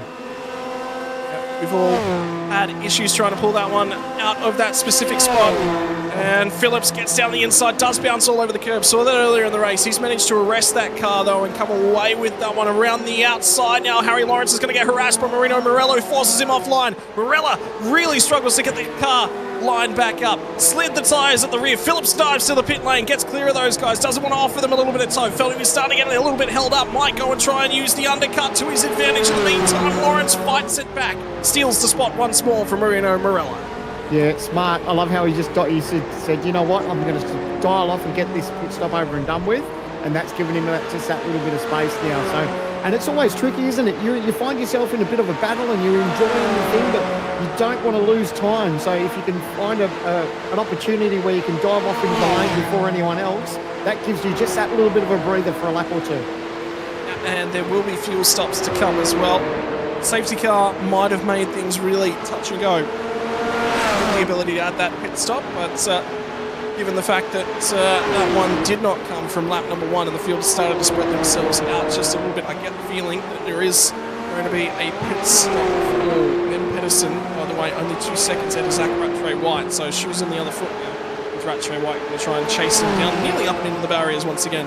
Harry Lawrence sits second on the road. 4 seconds now, the margin for Christopher Island. Driving, like you said, clean air, got the racetrack all to himself this time, and he's made absolute meal of it out there. Yeah, if I was him, if I found myself in that position, I'd just stay out till the last possible minute to get that pit stop done, because the last thing he wants to do is fire off into pit lane and come out possibly in traffic. So with that little margin that he's got up his sleeve, there's no pressure from behind. He can just absolutely run away with it and leave it to the last possible moment. In the meantime, Harry Lawrence is going to get tested once again, because Marino Morella will be this time trying to have a go at him when they get down here to the chase. You might see Morella feed off if he can't quite get the job done with this moment. He's going to pull up alongside, a little bit of side draft, gets the nose ahead, so he's well and truly ahead. He's nearly cleared him by the time they get to the King. With a lift, slots it down in front, and Harry Lawrence doesn't fight that one too hard. Marino Morella, second place on the road. Oh, it's not giving up back here, Dylan Shepherd. Nope, that's 45, of Josh Horton. Yeah, that'll be sliding through on Simon Mazzomo for 5th spot on the road, albeit will be strategy corrected later on. Pit stop to come for both of these drivers. Chris Island's actually going to pit from the race lead, so that changes things. And he doesn't listen to me. Marino Morella takes that one over. No, I think I was listening to your advice and going, yep, that sounds like really, really good advice. Zach Rattray-White says sometimes speed is the best answer for everything, as he sets fastest lap of the race as well. Well, maybe he's done the math, or he's got someone that's looking behind the scenes just to see where he's going to come out. So hopefully he just doesn't come out and there's someone balking him.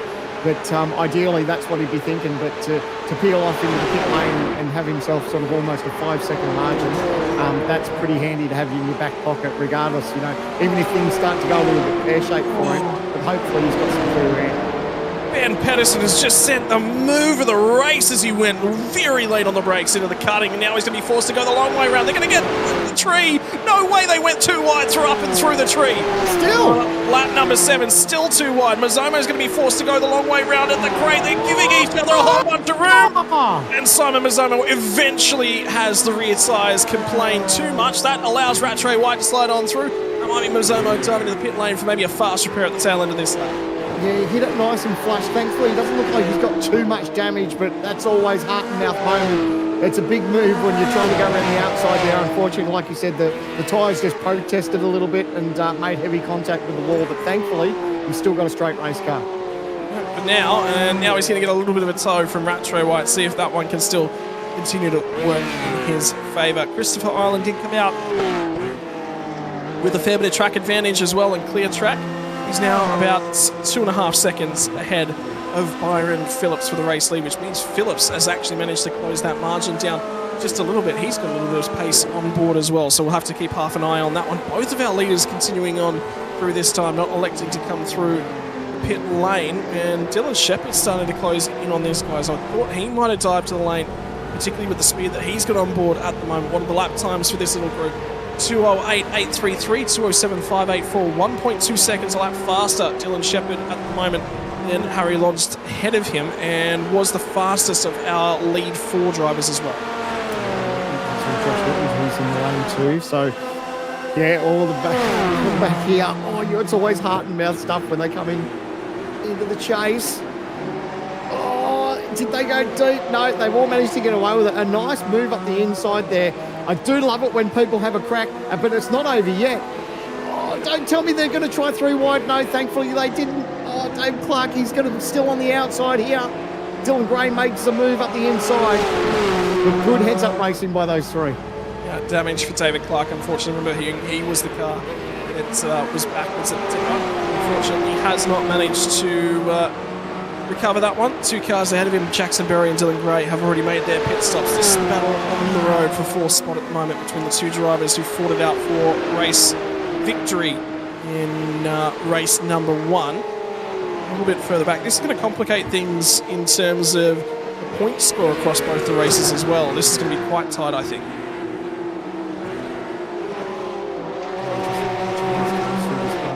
I was sitting there just soaking it up and enjoying it, just watching them. They're just hitting their marks. It's such a good feeling when you're coming down the mountain as quick as you can. You hit your marks perfectly. The car just sort of dips down through the dipper and you can work your way through the S's. It's almost poetry in motion, isn't it? It certainly is, and it's made a little bit worse by the fact that no weight over the front end of that Porsche Cup car as well, so understeer a problem, and then when the wind does grip up, it tends to swing around in a pendulum fashion as they talk about it. Rattray White now starting to close in on Pedersen, not quite able to get to the inside of him as they get to the braking zone now. There was an incident in the tipper on the current lap. Now Dylan Shepherd's going to feed in out of 3rd spot on the road, and I can tell you Pedersen's just fed off into the lane as well. So pit stops starting to come our way from the top 5. I think it's now getting to a point in the race where they don't want to probably leave it too much longer. If we get a safety car or something that could, bunch this field up, if you miss the pit lane entry, that could really sour your race. So I know a couple of these teams would need to be very mindful of that as this race goes on. Lap 9 of 18, and still a number of cars that need to make their way down pit lane. Just looking at those pit stop times as well, just had a half a question mark about whether or not there might have been question mark if some drivers could have made the end of the race. Oh, are you kidding me? Oh, I thought he was going to get away with it. That was huge. Tyson Broad regularly reminds me of a mistake I made about 2.5 years ago, so I'm glad there is footage of that. He did a great job actually not to fence it harder than I thought, you know, he obviously made a little bit of contact, but I thought it was going to turn a lot uglier than it did. So, yeah, you can probably give him a little jab for it, but I think he didn't do too bad. He got away with it. He likes to point out that I wrecked an IndyCar at a safety car, so did you? Yeah. Blessed it said it. Really? Oh, Jane might need to find some vision of that. Oh, he's got vision of that. If you ask Tyson Broad, he can actually link it. That's the joy between drivers and commentators, isn't it? Any chance we get to rib each other, it's full steam ahead. I'm very, very good in an IndyCar when there's nobody watching. The instant somebody puts a camera on me, it all goes to pieces. So. In the meantime, a few of the drivers who it has gone to custard for, Jackson Barry and Dylan Gray. Clark's managed to stay with them, though, even with that damaged race car. Pit stop will be coming in for him, though. So I definitely thought Barry might have cleared out. How about this little stoush that's going to continue on? This will be interesting to keep an eye on. So we've got enough speed here. No, he's not close enough here. Oh, he's going to try to go to the left-hand side. No chance. Now he's going to go to the inside. That was a beautiful move. So Fever's just going to have to open up the wheel there and just give him some space. But that was a brilliant move from Josh Horton. Faked him and then got the job done around the outside, which then turned to the inside. That was a great move. Yeah, and Pedersen was the car just ahead of this one. Josh Horton and Pedersen have both done their pit stops for Fever. He actually hasn't. How about this little battle now as Simon Mazzomo is going to line up and have a crack at Fever now. It'll be his turn to slide it down the inside. Gets there, leaves him enough space just on the exit. Nearly got ruffled up just a little bit for Simon Mazzomo. They're going to be neck and neck as they start to climb up Mountain Straight. It's going to be near the outside now for Simon Mazzomo when they get to Griffin's Bend. He's going to touch him up as well. Fever started to come across. He's trying to hold him narrow on the run down here into Griffin's. Tight, not quite clear. Long way round. Bravery from Mazzomo. He can have that moment. I thought he was going to get tagged in that left rear for sure, but they managed to get away with it. These boys don't mind boring each other, do they? This is a bit late next to Harry Lawrence. It's the 43 machine of Dylan Shepherd. So these two rejoin side by side as they run up Mountain Straight. This would be for position after the pit stops too. He's just coming into the pits, so he's got cold tyres. Oh, a little bit of a cross. Dive up the inside, no, thinks better of it. Have they both gone in too hot? No, they've got through with it.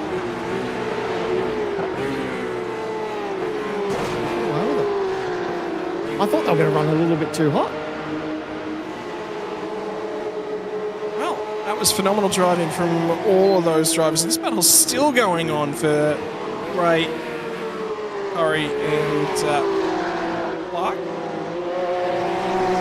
David Clark is surely due into the pits any time now to drop off the tail end of this. Marino Morella's actually continued on as well. So for the drivers with the dash, there's still a pit stop to come for those drivers. Remember the number next to them, that was when they completed their pit stop. About 2/3 of the field have already completed their not compulsory stop, but strongly advised pit stop. They don't run out of fuel. I love that, strongly advised. Well, if you want to finish the race, anyway. Dylan Gray finally manages to catch his way through and pass Curry on the way down through. Chase gets that one away. And we'll see if he can start to set sail ahead of this group.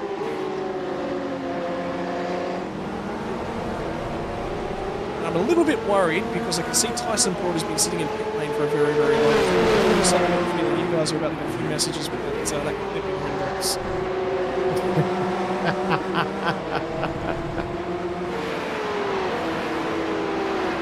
He is never, every single time he's around, I get that clip linked to me about every once or twice a week.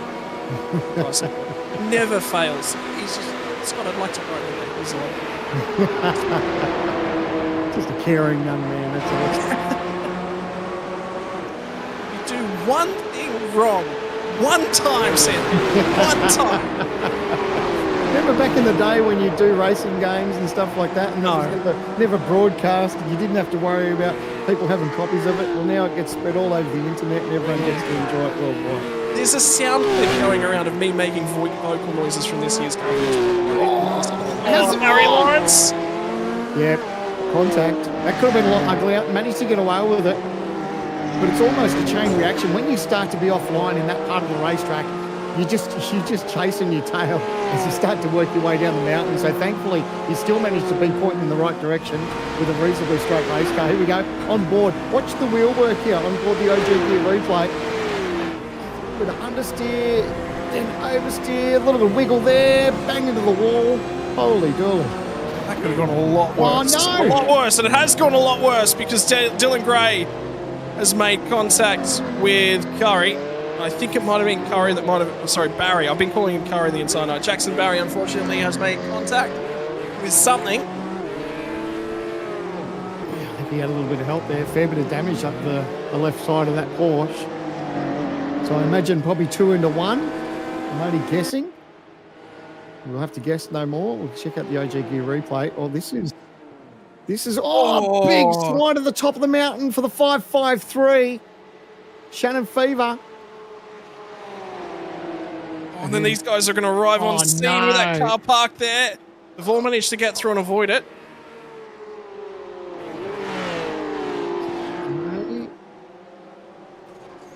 Oh, he's made contact there. And that's what I mean. You just talk about there's just no room. Oh, and then they find up here. Oh, 3 cars involved in that one. So we only caught the end of it with our live vision there, but man, oh man. These boys don't give an inch, do they? By no stretch of the imagination. Clark's going to make his way to the pit lane and back out again, and unfortunately, race control are going to have something to review there. Right on board at the moment with Pedersen, as he's managed to catch up to Harry Lawrence after that scary ride for Lawrence 1 lap ago. And he's wide again. Oh, Ben's looking good here. Is he going to think about a move? The inside of the elbow. No, he thinks better of it. I think he's smart here. He just try and take on. He didn't quite get the cleanest of run down to there. But now he'll just try to optimise and get most of this draft as he can and hopefully get the job done into the chase. Yeah, well, critical factor for Ben Pedersen is he has already pit. The other side of that is that Zach Rattray White's continued on about 13 to 13.5, might get the 14th lap if he's done some saving. Across the duration, Ben Pedersen slices it through the kink, gets on the anchors, car completely ahead when they get down to the chase, and Lawrence nearly gave him a hurry up as they got to the apex there as well. Yeah, well, you got to give him to earn it, don't you? So, got the job done now, and now he wants to do is just a little bit of eyes forward now, and hopefully try and close up to the margin to the guys up front. Marino Morella has made his way into the lane and back out of the lane again. Where is he going to feed out relative to these guys? Ahead of them comfortably. So he will slot back into effective 3rd on the racetrack with a pit stop to come from Zach Rattray White. Update on the incident from lap number 11, which is just looking at with all 3 cars involved. Jackson Barry has received a drive-through penalty for that one. He'll be transiting the lane in the very near future. Yeah, I've had a little bit of everything, haven't it? These Porsche guys have not disappointed one bit. We've seen some great racing. We've seen some good side-by-side hard racing and some incidents just to keep it all interesting all along the way. But yeah, really good. Porsche Cup at the mountain. I think OG Gear and the games have been getting a pretty good run of mentions in this one. It's been a beauty. Indeed they have, and another shout out as well to the guys that come on board to sponsor this event. This has been the Gamesmen Porsche Cup Challenge, proudly brought to you by AOG, which is where all the drivers have come from. For the challenge race here tonight, in partnership with the Logitech Pro Invitational. It's been awesome to have a lovely bit of additional racing action. As we're getting word, Byron Phillips might be starting to run down our race leader. He's just slowly starting to close that margin, isn't he? I'm wondering how much longer we're going to have to wait. Zach still hasn't made his pit stop. So, yes, he's the leader on track at the moment, but he's still going to make a tour down pit lane. So, yeah, effectively, this is where the race is at. And, yeah, that margin is just slowly starting to close up. Zach Rattray White just gone out and punched out the fastest lap of the race. There was some fuel saving going on for him earlier in the race because he's managed to make it 13 complete circuits and starts his 14th, so he saved that extra half lap of gas to get a little bit further on. So he's going to continue trying to have a crack at putting some margin over these guys. In the meantime, Ireland has been run down fractionally by Byron Phillips. 2/10 of a second out of him on the last lap. There's 5 laps left to run. He'll get close. If he gets a little bit of drafting assistance, though, the margin could come down. Mistake from Ireland will close that battle, though, down for the lead. Can you imagine what this would be looking like if Zach Rattray-White hadn't been involved in that incident on the first lap? Because he was pointing the wrong direction, so he'd lost a lot of track time, obviously. And man, if you think if he had just that little bit of track time up his sleeve, he'd be a real force come to the end of this race. Don't forget, for all the fans that are watching along at home, this is not the end of the coverage. There's more chaos on the dipper on this lap as well. I've just seen Byron Phillips just have a huge moment. I think that was caught on screen as well as he went up across the top of the mountain. So issue for Mirko, unfortunately. Dan Mirko's. Oh, there we go. There's a wild ride. Yeah, that's heart and mouth. Thankfully, he had the steering wheel straight. So if you do tend to get a little bit wide, the last thing, there's a car facing the wrong way up against the wall there, just on the exit of the dipper. That might have been what you were just touching on, but the 37 of Dan Micro, it says, thankfully he's got away with it. But I lost my train of thought now. That took me by surprise when we were on board there. But here we go, Zach Rattray-White, he's fine in the pit lane. One of the benefits of this, he's going to add a little bit less fuel as well.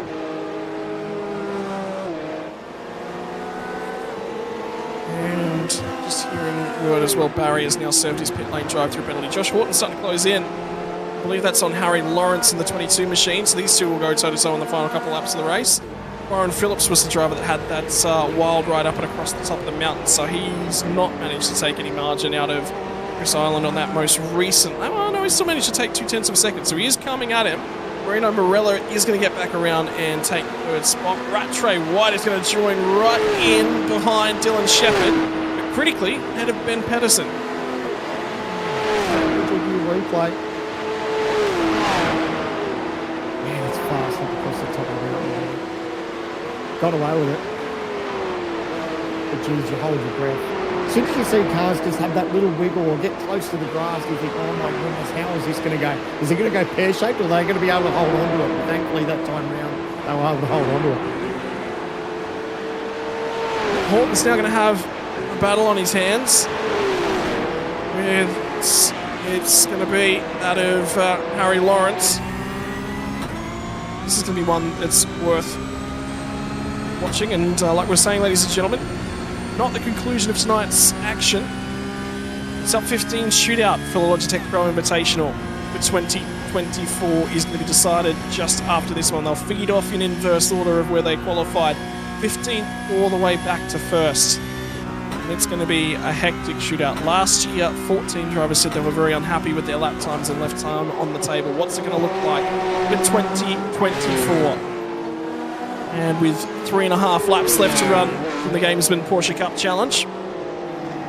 Few battles out on track as Horton starts to close. He was nearly putting another Porsche badge on the rear end of Harry Lawrence.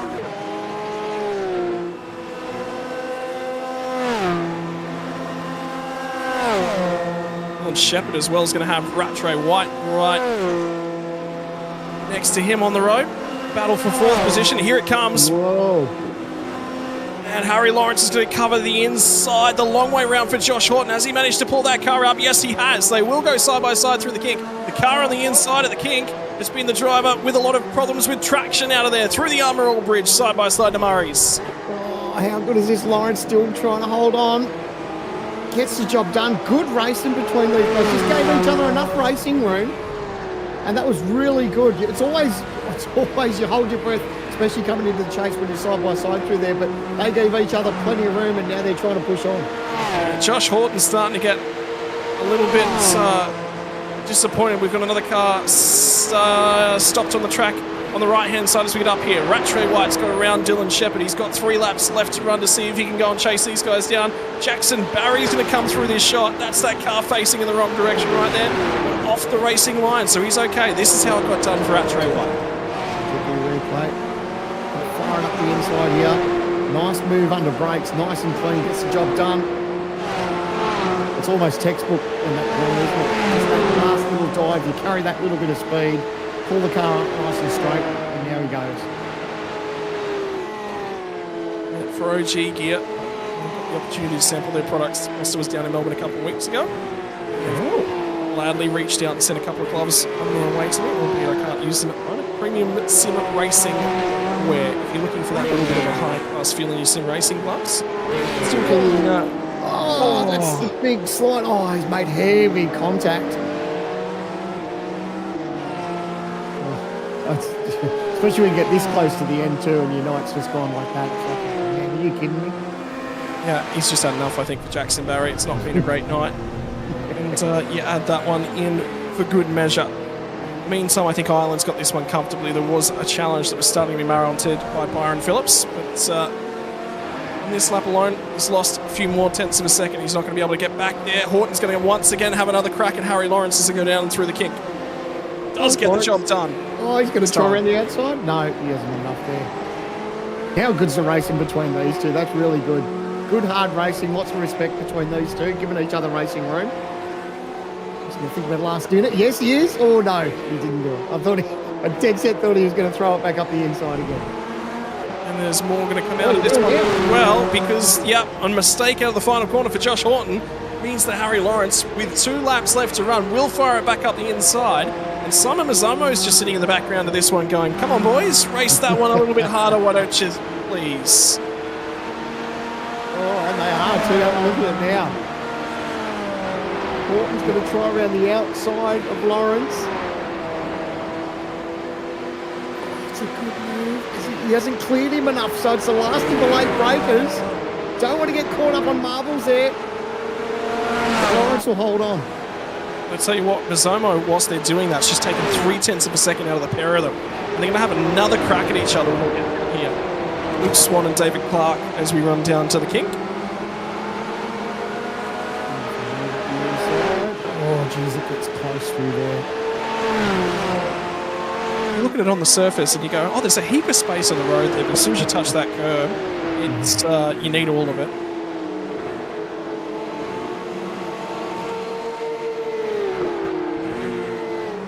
Tell you what, Mazzomo's still coming. He's taken a second out of these guys on this lap.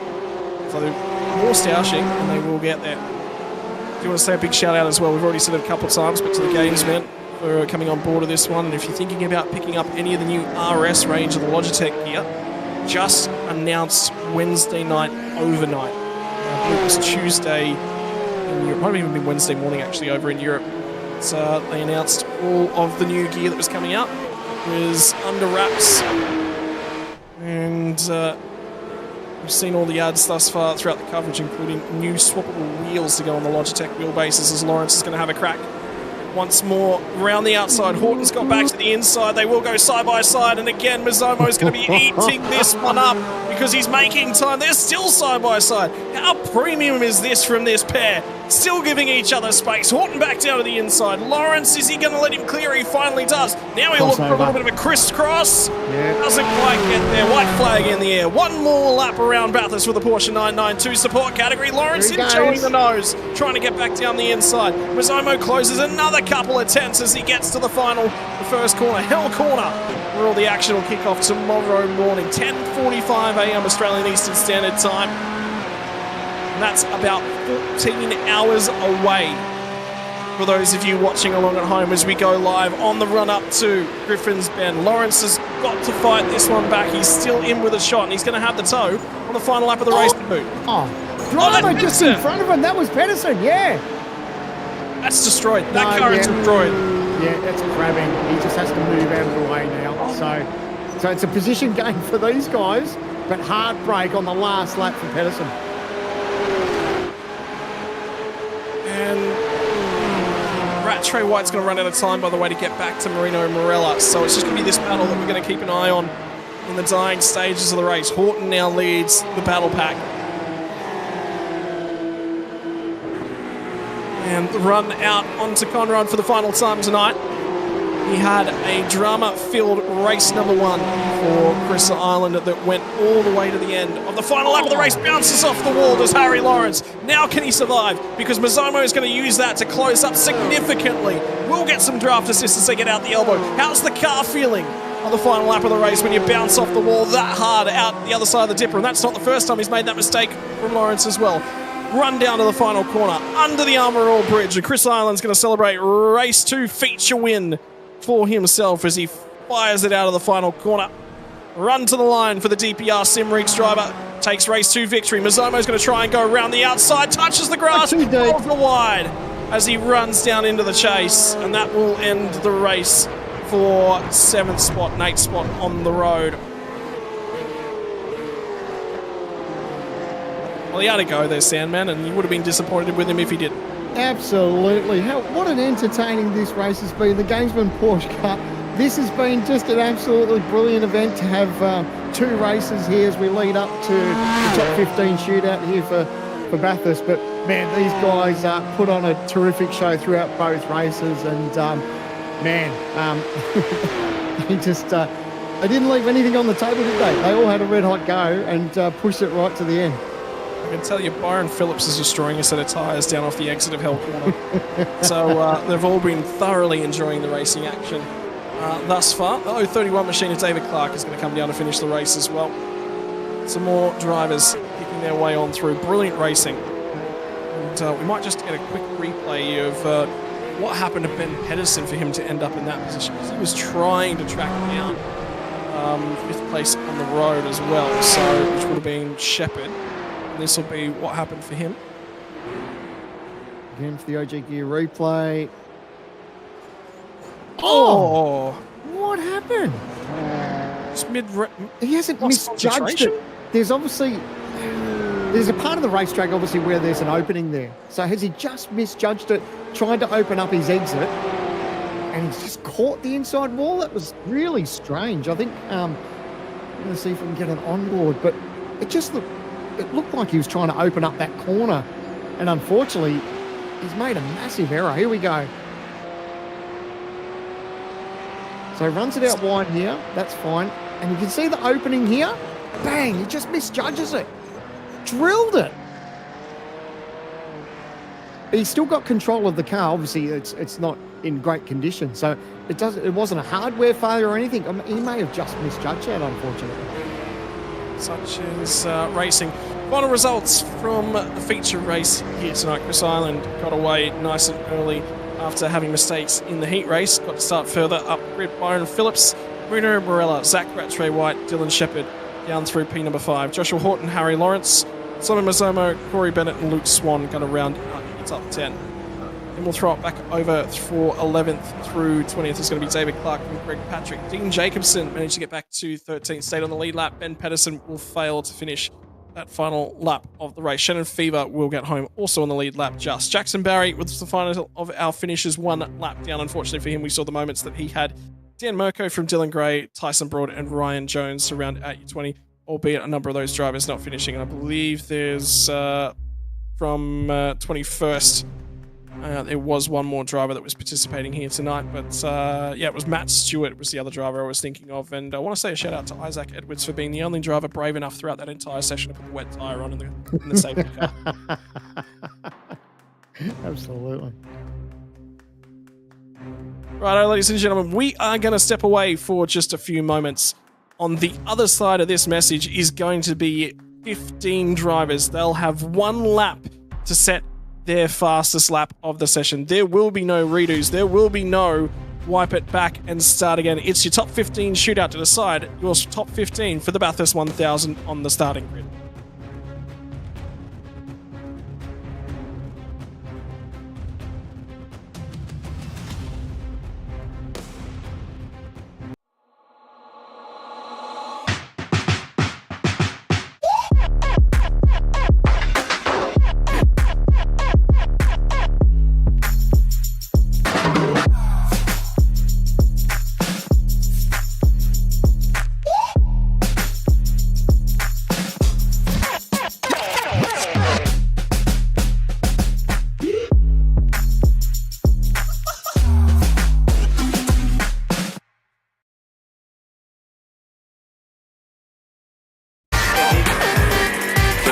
Hi, I'm Brendan Leach, driver of the number 7 Audi R8 or MPC Audi Custom Racing. First impressions of OG gear on the sim, fantastic. It feels really nice in your hands and doesn't gather up under your fingers.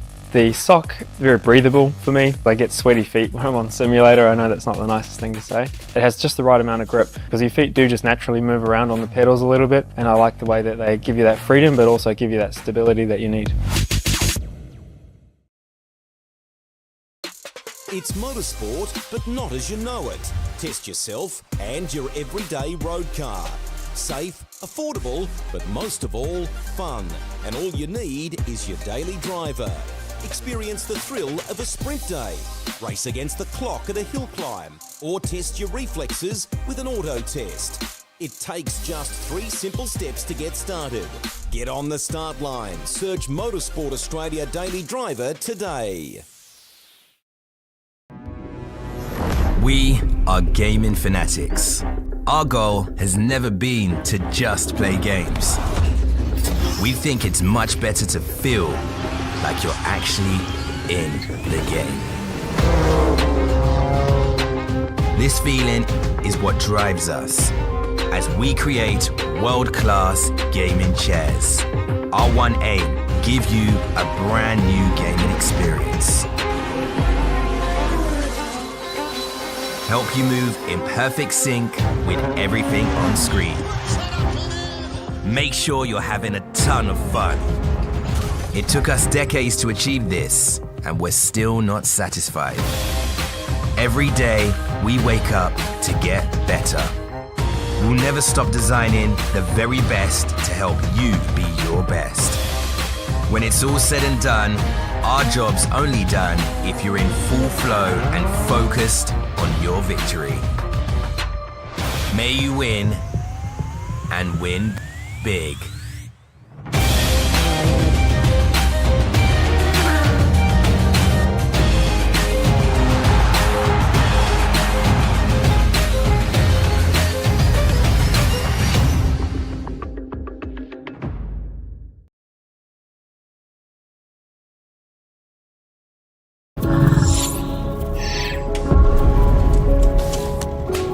The Racing Series is a new milestone in Logitech G. All the great old wheels, the G29, the G920, the G923, they all have their own unique way of connecting to each other, but there's no room for expansion with those products. So the question arose was, what if we were to give the opportunity for the racer to switch out from a drifting wheel to a GT rim? With the wheel hubs that we've created, that's got a very specific button set, but you can replace any of the steering wheels. And the real lovely aspect to this was we could give the user, driver and the racer the opportunity to experience different genres of race. That allows drivers to craft high quality, customized setups that resonate with your individual racing style.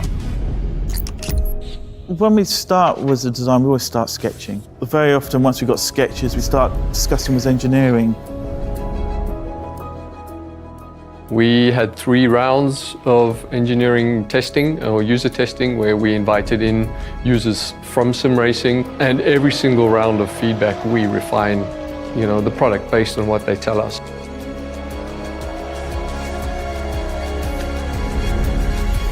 In this sim racing lab, again, we're going to use data to really analyze what a driver needs. We've used everything from eye tracking to the inputs from the pedals, the inputs from the, let's just say, input devices, the wheel and the pedals, the shifter.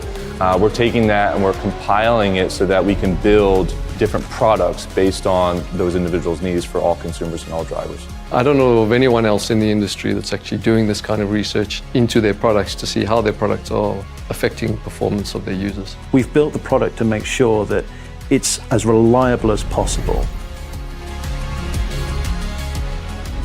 So the innovations in engineering that I'd say we're most proud of is the sequential handbrake and shifter toolless changeover. This is now a patented system, so it's really easy for the user to just switch between modes. If you give people the tools to do what they want, they will. They will just go off and have fun.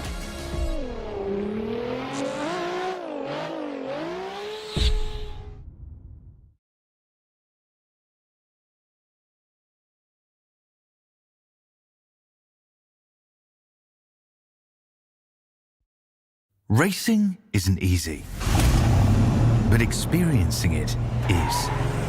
iRacing puts you in the driver's seat with the industry's leading sim racing game.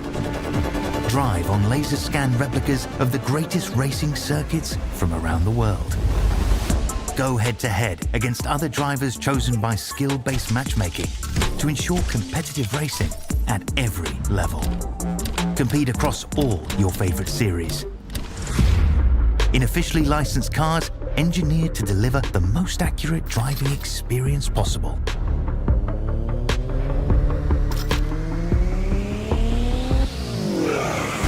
Join a race or host your own with players from across the globe. Race against the computer or in a league with friends. Feel the thrill behind the wheel. Visit iRacing.com.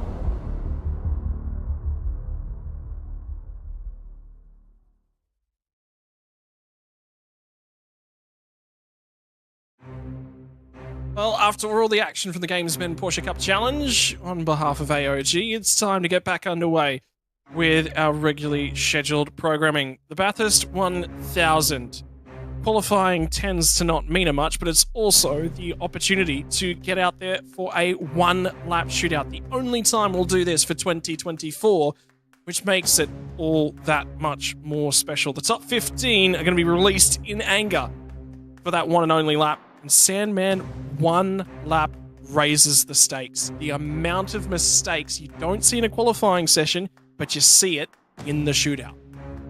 Absolutely. It's the one bit of track time that everyone wants and craves, I guess, in the real world and in the sim racing world, is that one lap around Mount Panorama Bathurst, the track entirely to yourself, for your chance to grab pole position in arguably it's the biggest race that we have on our calendar.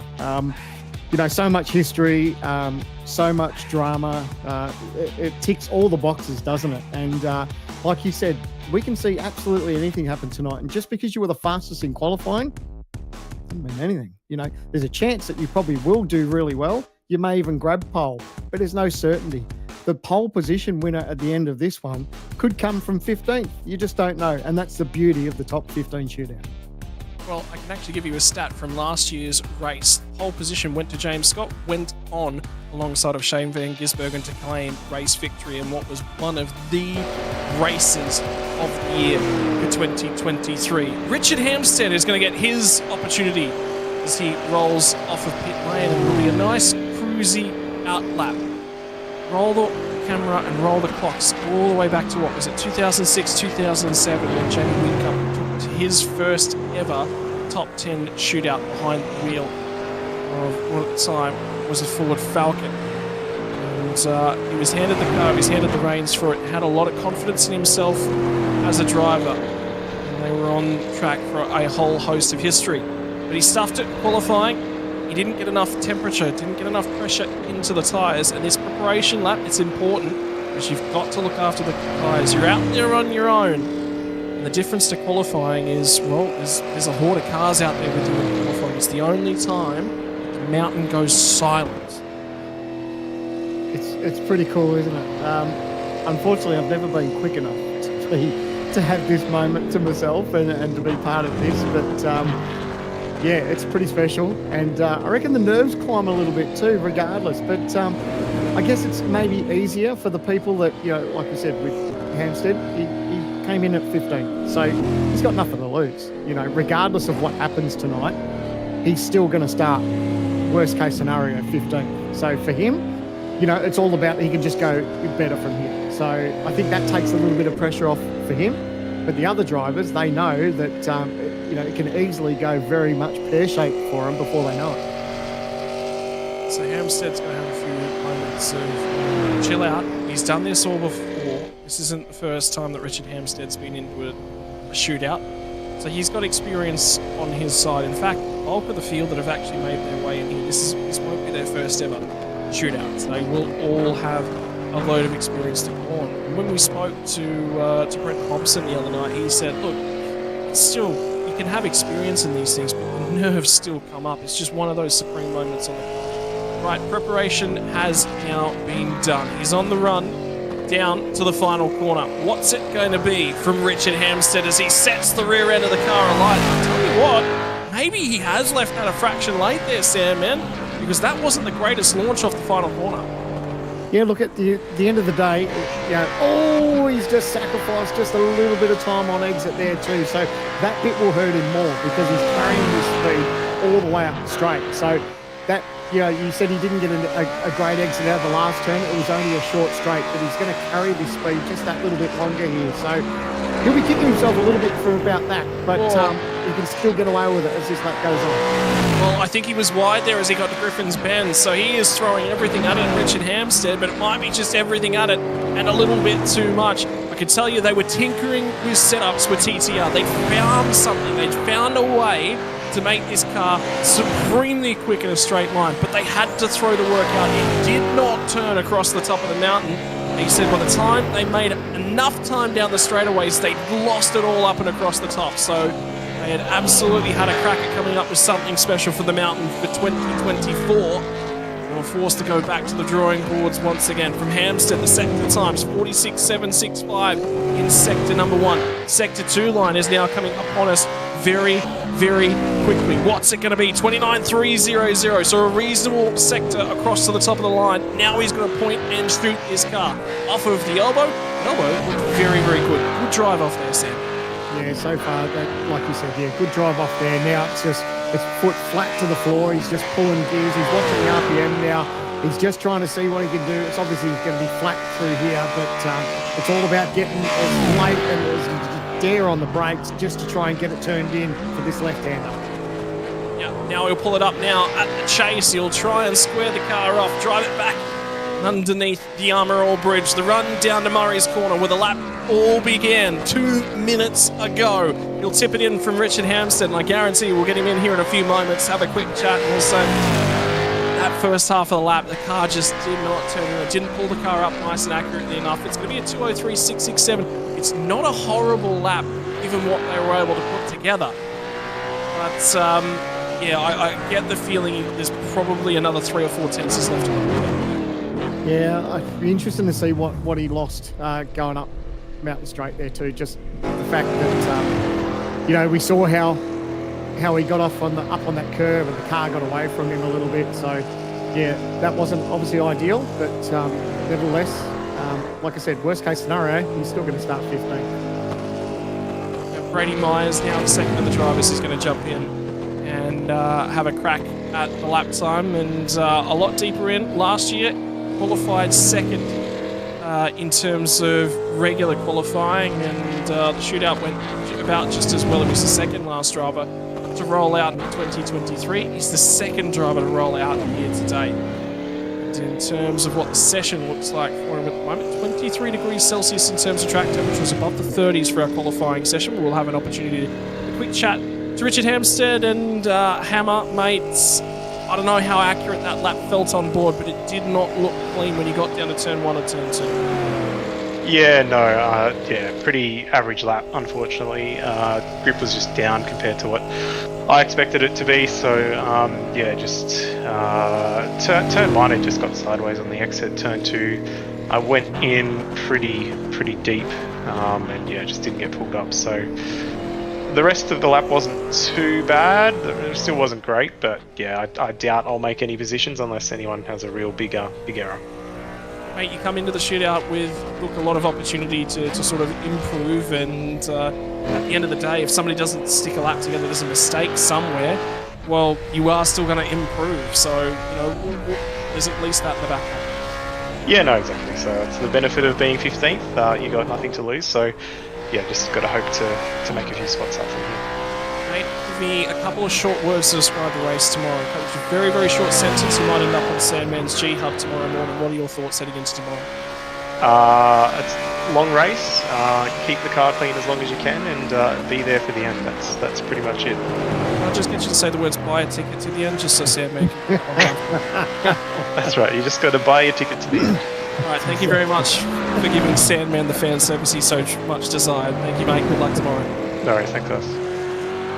I know Sandman. He is absolutely a big fan of your work by the sounds of things. Brady Myers, what have you seen from the lap thus far? Yeah, so far so good. I love the GT-inspired livery too, but yeah, definitely not one to discount come tomorrow. Obviously a great driver, Brady, and so far so good. He hasn't got away from him too much. He's up on the curb nicely there. Down in here through to the dipper. Oh, a little bit of a wiggle there. Still managed to keep it on line though, so thankfully got away with it. But yeah, that was just a little wiggle there. I tell you that he's actually up in terms of the lap time to the first sector. Second sector was a 29.300 as well from Richard Hampstead, so he's a couple hundredths of a second up. He's half a second up now at the first sector, and you saw Hampstead saying, yeah, look, there was not a lot of accuracy in those first couple of corners. So for the pace for Brady Myers, thus far through the lap has been good. What's he going to do as we get down underneath the Fuso gantry and in through the kink? It's going to be quick, it's going to be accurate, but at the same time, carry the pace all the way to the braking marker. Looks good. The tip-in point, didn't overdo it on the brakes, didn't underdo it either. Carried some nice rhythm underneath the Armorall Bridge. We'll be coming down to Murray's Corner. The time to beat the 2:03.667. He's on target to do that one and take current pole position. Will he improve on the lap time into the 2:02s? So he's beaten the teammate by just shy of a full second, and we have gone already quicker than we did in the shootout last year by 0.3 of a second. She's a quick track, and that is going to be a time to chase. It was quick, but it was a tidy lap too. You could see Brady, the car wasn't giving him grief. It was riding up over the ripple strip nicely. So, yeah, good. Hopefully we can hear from him very shortly. But, yeah, that was very, very tidy from Brady. I think he'll be stoked with that. Yeah, good run from Brady Baldwin. Brady Myers, my apologies. Puts him towards pole position at the moment. Next driver in the queue, though, is going to be that of Corey Shepherd in the number 29 machine. An opportunity to attack the lap in anger. In just a few moments, partnering Jake Maloney. He's taking on qualifying duties here this afternoon. Brady Myers, last year we talked at this moment, you were the second last car to fire off, and he said to me, I wasn't happy with that. Are you a lot happier this year? I guess. It was a bit messy over the top, but I gave it a good shot. Didn't really do myself any favours qualifying up the back for the shootout, so track will only get better, I think. We'll see how we go. Felt like it was a decent lap, all things considered. In terms of things, a couple words about the race tomorrow. It's obviously 1,000 kilometres worth of race. Let's say this lap puts you just outside the top 10, maybe we're right about 10th on the road. What's the plan for going into tomorrow? Probably just, take things easy and just ease into the race, but in that sort of area, nothing too crazy. So, where do you think you're capable of is the big one? For the race? Yeah. Podium. Anything short of a podium will be pretty down on myself with. Right, mate. Well, best of luck. Get some good night's rest, reset, and go again tomorrow. Awesome. Thank you. And sounding significantly confident, more confident than he was at this time last year. But Corey Shepherd, it's been accurate to the first couple of timing lines. Time to beat's a 46.196 first sector time. What's it going to be? 46.5, so a couple of tenths down on Brady Myers. It looks like Myers will be set for an improve in the slide for Corey Shepherd. This is the sector that Myers said he needed to do some work on. He's having a red hot go across the top of the mountain, which we'd expect too. But I guess this is probably the chance where he can. Oh, he's up on the curve there too, so a little bit of attitude there. But this is where Brady said he wasn't too impressed with his lap, so over the top of the mountain. So I think Corey will be trying his hardest just to try and make up whatever ground he can over Brady's lap. But man, he's having a red hot go. He is up. He's up by about 7/10 through the middle sector, so he will be now in front of the second timing line. Carried it all the way to the wall. Might have just got a touch on that one. Might be a couple clicks slow in terms of straight line speed. But for Corey Shepherd at the moment, this lap looks good enough to take him to the top of the timing charts. We'll have a few moments to wait before we'll be able to find out. Corey Shepherd steps on the anchors down here as they enter through into the chase. Tips it in. Again, carries reasonable big corner speed. Did he turn it in a little bit too early? Did he carry too much? Right up on the curb. He's going to pick up some grass. Well, for Corey Shepherd, you can't say he left anything on the table. He's used every inch of the track and then some outside of it to the final corner. The run to the start-finish line. What's the final sector like? 2:03, 2:41. Quick through the middle sector. Not enough to take him to pole position. He'll sit second on the road for now for Corey Shepherd. That does say for Brady Myers, that time is a stout one. Oh, this is here, metal grate, right up against the wall. And that's what you need to do. You need to push it out there and be as brave as you possibly can be. And that's exactly what he did. Got the job done. And yeah, he probably won't be too thrilled with the lap, but still, like I said, there's still a lot to play out. And, you know, you don't want to wish any drama on anyone, but there's still a chance that people can fumble and you can still make up some positions. Jake Burton is a series stalwart, and he'll be making a trip off to Spain to represent Australia as part of the FIA Motorsport Games later on in the year. Before he can get there, though, there's a Bathurst 1000 to tackle alongside partner Emily Jones. Just brought into a Hyundai Excel for 2024, and he's been going racing in that car. Reasonable success. Has been a podium, I believe, down at Winton Raceway that he was absolutely chuffed with and enjoyed the experience. He's been learning a lot. What more can you ask from him? Meantime, we'll see if we can grab a quick chat with Corey Shepherd as well. Indeed, we've managed to grab him. Corey, lap has all come together there, mate. Second on the timing charts at the moment, but you looked really in control right up and across the top, but it looked like the run out of Forest Elba was where you lost a lot of the time. Yeah, it did feel pretty comfortable across the top. It was a bit of a surprise that I was actually going to be qualifying. I only found out a few minutes ago, so it was all a bit of a shock. And yeah, hadn't really been too familiar with the qualifying car, so I sort of had to just go with the flow. In terms of things, the quick adjustment, you're reasonably happy with the 203, 241. It's probably a little bit better, I'd say, than you would necessarily expect. Yeah, definitely. It's sort of hard to tell what I was aiming for. I was just sort of out there just having a go and do the best I could, really. In terms of things for you and teammate Jake Maloney tomorrow, targeting the top 10, I assume, to try and keep qualification hopes for Jake alive for the rest of the season? Yeah, definitely aim for a top 10, and yeah, if we can go any better, obviously we'll definitely try and get a podium, and yeah, we'll just see how the race pans out. Mate, best of luck here for tomorrow, and go and enjoy the rest of the session with the team.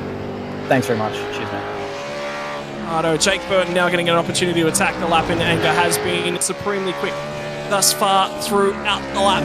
Gets it all the way up to Brock Skyline. Any points that you've noted on the lap thus far, Sam? Nothing too over the top. It's actually been a nice drive from Jake so far. I'm excited about this pairing with him and Emily. We touched on that.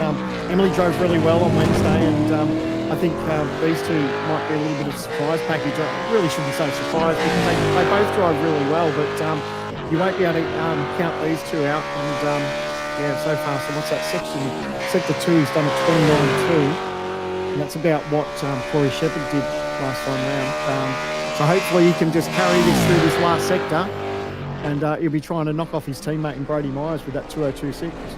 Well, sector time for Myers at Sector 1 was a 196, a 46.196, so he was 0.2 of a second down there. He's going to have to make it all up down in Sector number 3. Needed to make some time across the top, but you're right, I think he's about banging on with where Myers was through the middle sector. The run out of the final corner of the line. No attitude in the car, drove it nice and cleanly back to the line, 2:02.909. Second of the drivers to get inside the 2:02s. Not good enough to go to the front row, and I can tell you, Myers was right. Track conditions are improving. The temperature's dropped a degree. For every lap that goes by in the session, that track grip, the level of rubber that's been laid down, just goes up a small amount. Yeah, I'm curious to get thoughts on the drivers and what they think. Would they rather be one of the early cars? Do you want to be mid-pack? Do you want to be the last one on the track? You know, if that track cools down a little bit for the last car, you know, obviously sometimes that can be a nice little reward.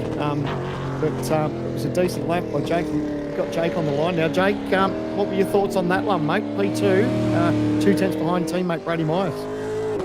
Yeah, just the second half of the lap wasn't all that flash. I had the car cracked sideways on the way into McPhillamy, which was really strange. I've never had that happen before, and it kind of just hurt my confidence a little bit, and then I sort of underdrove the way down the S's, and you know, wasn't as confident on the power coming out of the elbow, and that cost me a bit down the straight. So, you know, happy I didn't crash the car, but this place is so confidence confidence is so key here, and I just lost it with that little slide. So, you know, hopefully I don't drop too many spots. Mate, I'm pumping your tyres up for tomorrow. I was impressed with Emily's speed on Wednesday, and you've had good pace throughout this evening so far. So looking forward to seeing what you and Emily can do tomorrow. Yeah, she's been really, really solid. I think just it's the old story, Sandman, of buying the ticket to the end. I think as long as we can be in that sort of top 10 with 30 or 40 to go, there'll be a shot. So looking forward to it. Mate, all the best. Go and get some well-earned rest tonight and have a big crack tomorrow. Hopefully we'll talk to you at the end of it. Yeah, cheers, mate. Have a good one. Cheers, mate. I swear to God, we've got to go down there and tell the rest of the TTR guys. If I hear another buy ticket, I had to scrap the first one up. It's going to be something you're going to be sick of hearing come 161 laps tomorrow, I'll tell you. Hey, if I don't hear it at least 20 times out of you tomorrow, I'm going to be disappointed. You will. We know that's what it's all about. It's the longest race that we have on our calendar, and we all know what you have to do or what you have to try and achieve. Righto, for Dylan Rudd, gets it through Griffin's Bend, tries to really pick up a little bit more that speed and a little bit of lap time. Remember the time to beat that first sector time, 46.196. This will be the first opportunity to sit down and take stock of what the sector times look like for the Lobs cars. Again, he's about that 1.5 tenths of a second off. So first sector time for Myers was supreme, but he said it's this middle sector where he didn't feel quite right. Yeah, it's funny. When we looked at it from the TV camera, it didn't look too bad, but obviously the drivers get that better feel. All a little bit of a saw on the wheel there for Dylan, but he obviously wasn't quite comfortable with it for the rest of the lap over the top of the mountain. So let's see what Dylan's got in store. Big thing I did notice, the run down through the S's, did you see how much curb he took and how much that car bounced as he jostled to try and get the thing under control, tipping in both at the dipper and at the elbow quite nicely. I don't think he got a piece of that wall, but I don't think there was enough space for a slice of paper between the rear wheel and the elbow right there. So for Dylan Rudd, run down Conrad. He's up about 3/4 of a tenth of a second, so he's halved the margin to Brady Myers to the second timing line. One more timing line, pinch of the brakes as he first steps on them on the run down through the chase. Just a touch of a lockup. Dylan Rudd is trying hard. This is your 2024 championship leader as we enter the back half of the season. Your Logitech True Force Endurance Cup leader. And he will come to the final corner, out of the final turn, driving it all the way to the line. Don't need those rear tyres anymore. 2:02.891. Myers might not feel happy with the lap time, but he's on top by 0.2 of a second right now. And that says that maybe, just maybe, there was something in that. I reckon there'd be a little cheeky smile there from Brady Myers. Like you said, he came out 14th on the grid, and he's got himself so far top of the timesheet. So I think that time holding up for the moment is working out nicely. And have a look at that replay. Not much closer there you could get on the OG Gear replay. Thankfully, there wasn't much more wrap on the side of that, because then it could have been contact for sure. Dylan Rudd, I'm just having a look at that replay, and there was a slight scuff on the right front corner of that car. Do you think he got the fence at any point? Oh, not that I felt. But in terms of things, we just had a look at the run back down and through the elbow. There was no room left out there. Do you feel like you've maximised that lap? Was there anything else that was sort of left on the table? Oh, besides nearly looping it at the cutting, it was probably underdriven at the start. But yeah, that's what you get when you can't test on the track conditions prior. But I know long race tomorrow, so see what happens. In terms of things, leading the championship, coming in here, leading the True Force Endurance Cup, is that the target? What's the target coming out of tomorrow? Is it, yep, we want to lock in the True Force Endurance Cup? Is it, yep, we want to maintain the margin to teammates, or hunting you down for that championship? Yeah, I think just surviving tomorrow and leaving with a solid result is probably the main goal. Yeah. All right, mate, best of luck for tomorrow. Get your head down and get a good night's rest. Cheers, mate. Ladies and gentlemen, championship leader for now, Dylan Rudd, and one of the early protagonists in the chase to chase him down. When you think back to the early stages of the championship, Robbie Gibbs came away with an unlikely win from Sebring. Then they all started to clear from the dust that settled in behind it. It was Dylan Rudd and Rick Kuznetsov. Kuznetsov's going to be partnering Brody's sentence tomorrow, but they always talk about it. Don't slide the tyre in the early part of the lap, and that was a big old slide off of Hell Corner. Just as you got the throttle in and got on the power, it just lit up a little bit. Looks pretty good up through there, though. It's always, you're just looking at the stopwatch here, basically. You're just trying to see what sort of time he's got. And basically, he's trying to chase that very low 46. Coming to the line now, 46.3. So again, it's that first sector time for Brady Myers that's just keeping him alive, isn't it? Yeah. So, I'm just trying to. I'd love to talk to him and find out what he sort of, we touched on that he wasn't too impressed with the top of the mountain, but yeah, the first part, the sector 1, was brilliant for him. Still carrying a lot of curve as they run down through the S's for Rick Kuznetsov. Season's not necessarily gone his way, and his title fight's just about all but over as he runs down through into the elbow, but he will be very, very happy with the way 2024 is going. He's looked progressed, he's dominated in terms of the driver standings out of the 9.5 Simsport outfit. There's only 2 of their cars that made it into top 15 shootout. He's the lower ranked of the 2 of them based on qualifying results. Timing to the second intermediate up a little bit in terms of our pole position time, but then again, he's also got to go in the anchors nice and accurately, pull the car up, tip it in, looks okay as he tipped it in through the chase. He'll try and get drive out the other side, under the Armour All Bridge, the run down to home. When he picks up the brakes as they get down here into Murray's corner, nice and accurate. He'll run it all the way out to the curb. Unlike Burton, not a lot of wheel spin. Spun it up at the start of the lap, did reasonable in the back half of the lap. So first and third sectors are where Myers has found all of his time. Everyone else has just been left chasing. They're going to have to find time up and across the mountain because Kuznetsov slots into 4th at 2:03.009. And we're going to get an opportunity, I think, to have a look at the slide out of turn 1. And this is always tricky, isn't it? You start your lap, you turn in, and this is where he picks up the throttle and just gets away from a little bit of opposite lock there, but still, managed to get out there fairly cleanly. But we've got Rick on the line now. Rick, mate, let's put you on the time boards in P4 for the moment. Tell us about your lap. Yeah, it was a decent lap. It was a bit shaky though. Had some bad exits, good stint, but besides that, I set up the walls, which is good. Yeah, we'll see how we go tomorrow. Is it in the ballpark roughly of what you thought you might, or are you a little bit disappointed with your time? I'll say it's average lap. I feel like maybe find 10.5, 2 turns, but besides that, I'm happy to get a good lap on board. And mate, that's a brilliant paint scheme you're carrying this weekend. I reckon that's worth a couple of tenths in itself. So, mate, I'd be pretty pumped if I was racing that one for tomorrow. Yeah, Jamaica, Sean did an awesome job making this delivery and the whole team as well. Well done, mate. We'll let you go back and enjoy the rest of the shootout. But all the best for tomorrow, buddy, and really looking forward to seeing how you go. Cheers, mate.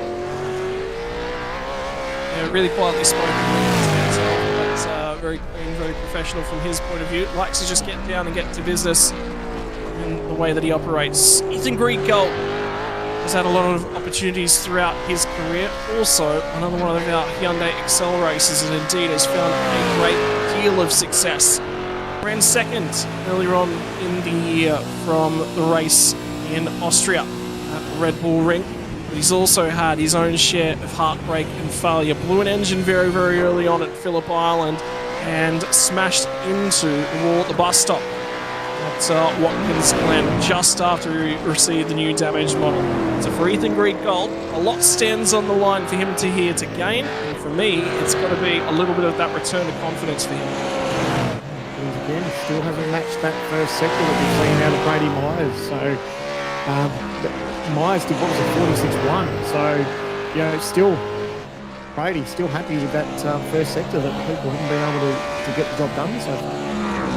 Now what's it going to be like up and across the top? A little bit of the excessive curb usage as they come through at the crest of the hill at Philamy. Reasonably accurate as they got down through the dipper, but could definitely carried a touch more speed. There's probably half a tenth in that. Pulls it up nicely at the elbow, gets the car tipped in nice and early on the gas, runs it all the way up. I think he's probably the closest, apart from Dylan Rudd, to getting that concrete barrier on the exit of the elbow. It's always a good feeling when you get the elbow right, you've sort of got the foot in the throttle, and you know you're not going to lift. You know you're either going to just miss the wall or you're going to just slightly bounce off it. But it's a good feeling when you just get right up against it and you don't hit the wall and you carry that momentum. I think the big thing to note out of all this that's gone on, Sandown, is there has been one driver set a 29.3 in second 2, and that was Brady Myers. Everyone else in the 29.2s. How's that for your accuracy right across such a competitive field of 15 drivers? Looked a little bit shaky on the way into the final corner there for Greg Gold. I think he's lost a little bit of time, and indeed he has. So for Greg Gold, 2:03, 1:03 is going to slot him into 5th spot, which means Kuznetsov hangs on to his lap. The guys that are really starting to improve are Brady Myers and Jake Burton. Two of those guys set their lap very, very early on, and they are hanging on for some supreme laps so far in this session. That's probably a valid point. I'm curious to find out whether, and we'll see if we can ask Ethan that joins us, whether these drivers had a preference. Would they like to be one of the first to go out, or would they like to wait a little bit later? We've got Ethan on the line. Ethan, I was just asking the question, if you had your way, would you want to be out as one of the first cars out, or you want to be the last car out? I haven't thought about it that much, to be honest. I've just been out there setting some laps. That's about it. How was it? Tell us about your lap. Yeah, look, the lap time's not there. I thought it would have been a bit quicker than that. It felt nice, neat and tidy, and the session I did earlier, the lap times were a fair bit quicker than that on the same track temp. So I'm not sure where the pace is. I think it might have just been a pretty bad headwind. But the other boys obviously, put down a bit better of a lap, so kudos to them. You can't be too hard on yourself, mate. We all know that this race is probably one of the toughest ones to win, and it doesn't matter where you start, it's about where you finish. So regardless of what happens, you're still going to have not a bad, decent starting spot come the 1,000 tomorrow. Yeah, look, as you said, it's a really long race. It's the longest of all of ours. So yeah, starting spot doesn't really matter too much, but it would have been nice to start a little bit further up, as it makes the first couple of stints a bit easier. But we'll make with what we do. I think we got a pretty quick race car. So yeah, we'll see how it all stacks up tomorrow. Go back, go out and enjoy the rest of this one with the team, and we'll talk to you tomorrow. Cheers, boys. Thanks, Ethan. There you go. So Ethan, too happy with his lap, but still at the end of the day, it could be a lot worse. And anyone who finds himself inside the top 15 for the start of this race is certainly takes a lot of pressure off these guys for sure. Griffin Gardner moved teams in the middle of the season, left the 9.5 Sim Sports outfit to go and join Lobs Esports. Lobs Esports said they were actually chasing him from the tail end of last season. He was one of their drivers that was on the card that they wanted to come and join the party. He wasn't available at the time, made the jump mid-season, and first race out on the pole position back at Road America. Unfortunately for him, that was about all the pace that car had in it. Burned the tyres up off the start, picked up damage on lap number 1. What's he capable of doing in a shootout trim? Was a very, very strong race last time out at Sandown. And to the first sector timing line, he's the least down of anyone thus far. Only half a tenth in it when he gets down here to sector number 2. This is going to be critical. Down through the S's, down through the dipper. He's attacking this lap, Salmon. I think he looks the most aggressive in terms of that attitude. Yeah, I think he might be able to get the job done here. He's been very close as far as the sectors. Nice exit there. He'll carry this speed all the way down. Lobs have been pretty impressive this season, haven't they? It doesn't matter who's in one of their Lobs cars. They always seem to be there or thereabouts. And, don't be too surprised if you see pretty much the entire team giving the top step a good shake tomorrow. They're an impressive outfit, and Griffin's doing all his best he can now just to try and see if he can grab provisional pole. Yeah, and he just had to sort of grab the brake once again as they got down into the chase right there. So he got on it, got off it, had to just fractionally get back on it again to pivot the car in at the chase. Now it's the run down to Murray's corner. Little bit of curb on the inside, runs it out, no wheel spin out the other side. Reasonably good drive, 2:02.927. Didn't quite get the time out of that lap once again. And Brady Myers' time for 14th out of the qualifying session. He has seen 8 drivers now, including himself, 7 other drivers come and go, and he's failed to pip it and stands atop the pile by a reasonable margin. We're now halfway through the session, and that is going to continue to stand as a supreme lap time. And I really want to hear from Griffin Gardner. He's had a tumultuous last year, won Scops Championship in 2023. It's been move around of the teams thus far throughout the year here, mate. You said you were very, very happy back at Road America to be working with a new group of guys. They adjusted your mindset, the way that you drive the car, and the data you had to work with. What was left on the table from that lap? Yeah, that wasn't a great lap. Wasn't really any really big mistakes or anything. Just wasn't fast enough. I think a few sectors I probably missed the mark, but just got time on the board. You know, it's a long day tomorrow, so no worries. Focus on tomorrow. Mate, in terms of things, like we said, you know, new opportunity, new outfit. This will be your first Bathurst 1000 with all the support around you from the Lobs Esports boys. Is winning the race tomorrow an option, given how quick Dylan Burst was on Wednesday? Yeah, for sure. There's no reason why we can't win one Sandown, so why not do a double? Mate, and reckon there's any chance? Well, so sorry, my apologies. The True Force Enduro Cup sort of gone with the driver swappings as well. But yeah, all right. Best of luck here for tomorrow. Get the head down, see what you can pull out.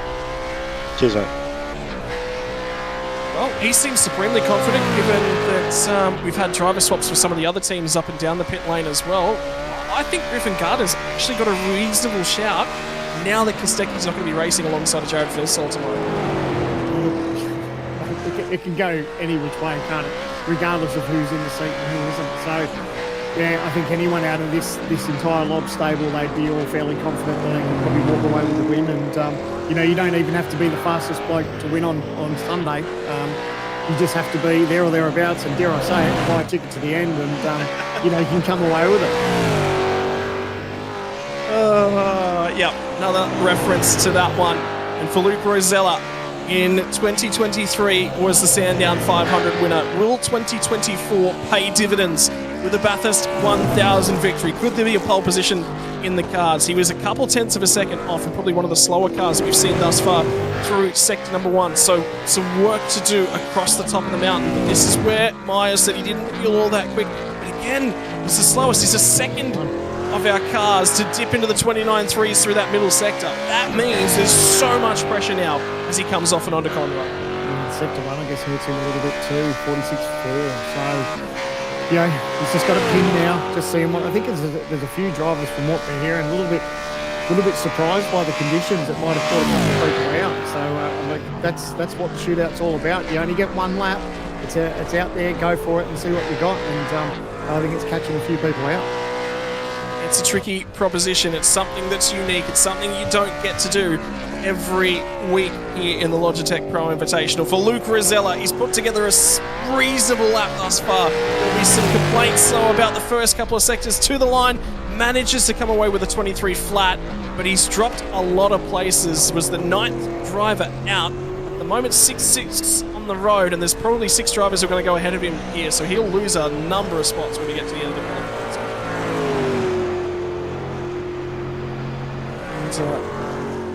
So you muted up at the moment as well, so we'll wait and see if we can get that chat with Luke Rosella. He's just jumped out of the car now. Luke, it's been a rough old year. I know you've had a lot of issues, particularly in the early rounds, not having an opportunity to finish a number of races. It's all started to come together from the mid-year on. Been supported by the sponsors to get those new pedals in. How was the confidence level though with that? Yeah, pretty good. It wasn't the best lap. Probably a little bit more conservative, but you know, happy to be in the show. It's a long race, so being quality's on board. But yeah, we'll see what we can do. Sandman's been looking for a few words to stick on his Logitech G hub for tomorrow about the race at large. Is there anything that comes to mind for you that's definitely going to be a contributing factor? Stay out of trouble, mate. It's all about getting the golden ticket to the last 40 laps, last minutes. Yeah, we'll see what we can do. Mate, there's a few boys to come after you. What's the confidence level sitting down in the Lobs Esports team at the moment, as with regards to the last couple of laps to come and qualify? Oh man, we've been obviously the informed team last, especially with the Euros. We dominated the Galagos and Sandown, so yeah, I mean, the sky's the limit, I guess, for tomorrow. Alright mate, best of luck for tomorrow. We're counting on you to certainly be strong at the tail end of the race, mate. Go get them and have fun. Thanks, mate. Well, Luke Rosella puts laps together. It was this car as well that was in with a sharp race victory in from the 2023 Sandown 500. The problem being post-race safety car procedural infringement. When you talk about putting the laps together, making sure that you do every little thing right, dotting those I's and crossing those T's. And for Dylan O'Shea, touch wide when he gets to Griffin's Bend, charging hard in, leaving nothing on the table in search of ultimate glory from the shootout. Love the paint scheme. Shell or DJR inspired paint scheme really looks the business, and we're looking at the times now, 46.6, so it looks like he's a good half a second off what Brady Rose was for Sector 1, so he won't be too happy with that, but now he's just got to try and minimise the damage and see if he can just push on and see what he can get. Might be targeting maybe right around that 203 marker, right up and into the grass as he crosses up through McPhillamy, down through the S's, doesn't quite bounce the car. Midpoint of the S's, reasonably accurate, tips the car in. Lots of bouncing up and down as they get down through the tipper as well. Trying to carry on with it is Dylan O'Shea. A little bit of a wiggle as he got into the braking zone for the elbow. Doesn't quite carry the speed out. Does use all the racetrack. And as they get through this session, cars are looking less and less settled, Sam, and they're really not quite happy on the run down through the tipper through the middle of the lap. Yeah, I'm just curious about... I was a bit surprised, as disappointed as what Brady was saying that he was, but the way his time's holding on, I think he'd be sitting there doing backflips at the moment.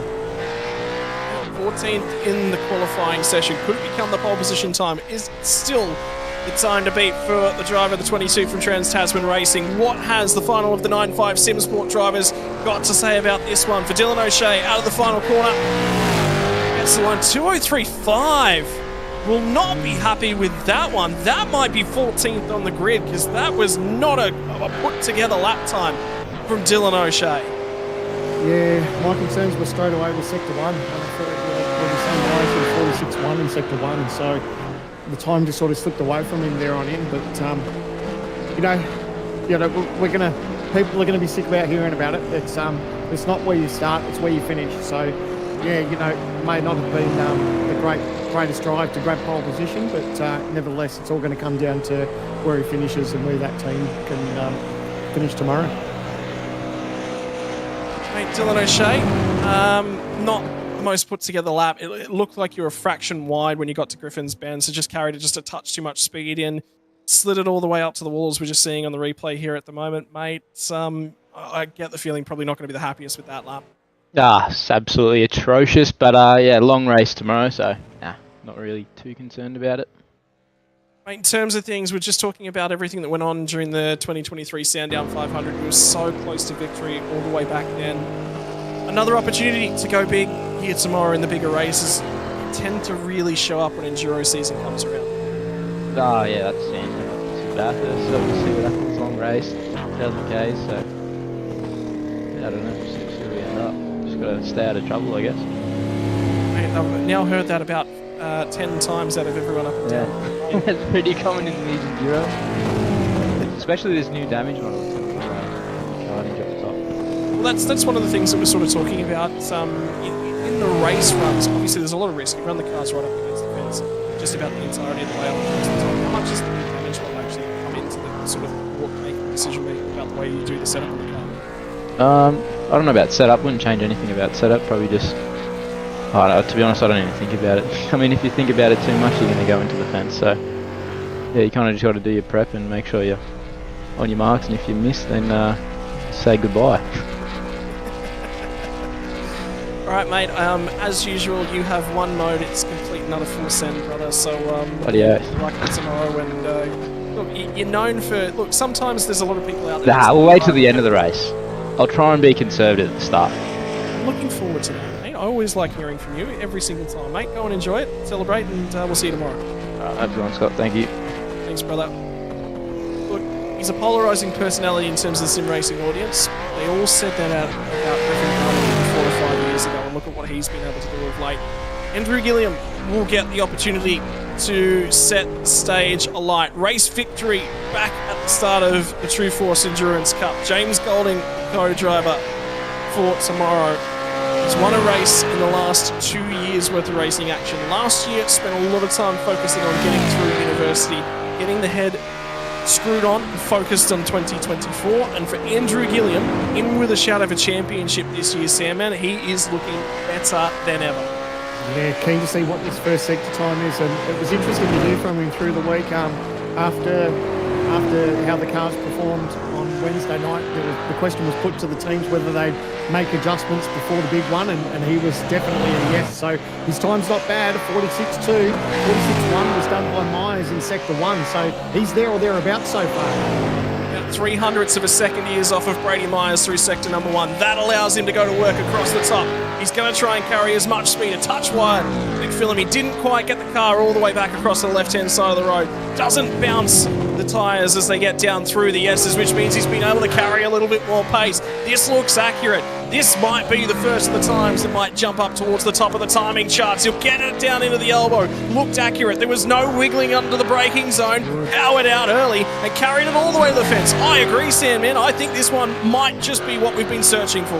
Yeah, that one looked really good just down the elbow there. Got the power down and just looked planted. So we can see on board he's just obviously foot flat to the floor now. He's only got a couple more turns to get this done. But he may be a real threat here to knock off Brady Myers.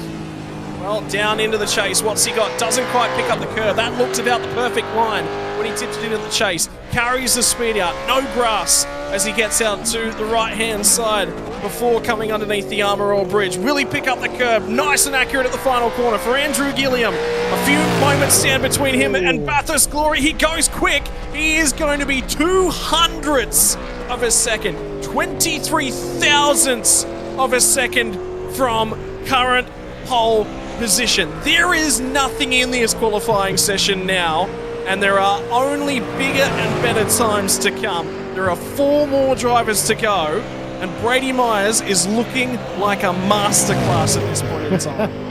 The funny bit is he wasn't impressed with the lap, so and he's still holding on here. So after 10 other cars have gone after him, he's still holding on to P1. Mate, Gilly, an opportunity to chat to you now. I know we were just talking through it. I caught up with you early in the season. You said 2023, I just focused on a couple of little individual races. This year, the season together. And the championship picture, it's starting to look good for you as well. You're zeroing in. You sit third in the championship. That qualifying lap right there, that goes a long way towards maybe having a crack at the time. Oh, absolutely. Yeah, at least it's an opportunity to start sort of up the front and ensure we have a cleaner start to the race. But yeah, just couldn't quite maximise the lap, unfortunately. Brady's done a really good job there. In terms of things, where do you think you lost it? Because it was very, we were talking 300ths of a second at Sector 1. You were up by 700ths of a second at Sector 2. So all up, you were 400ths accurate through the middle sector, right on top of the game. What happened in Sector 3?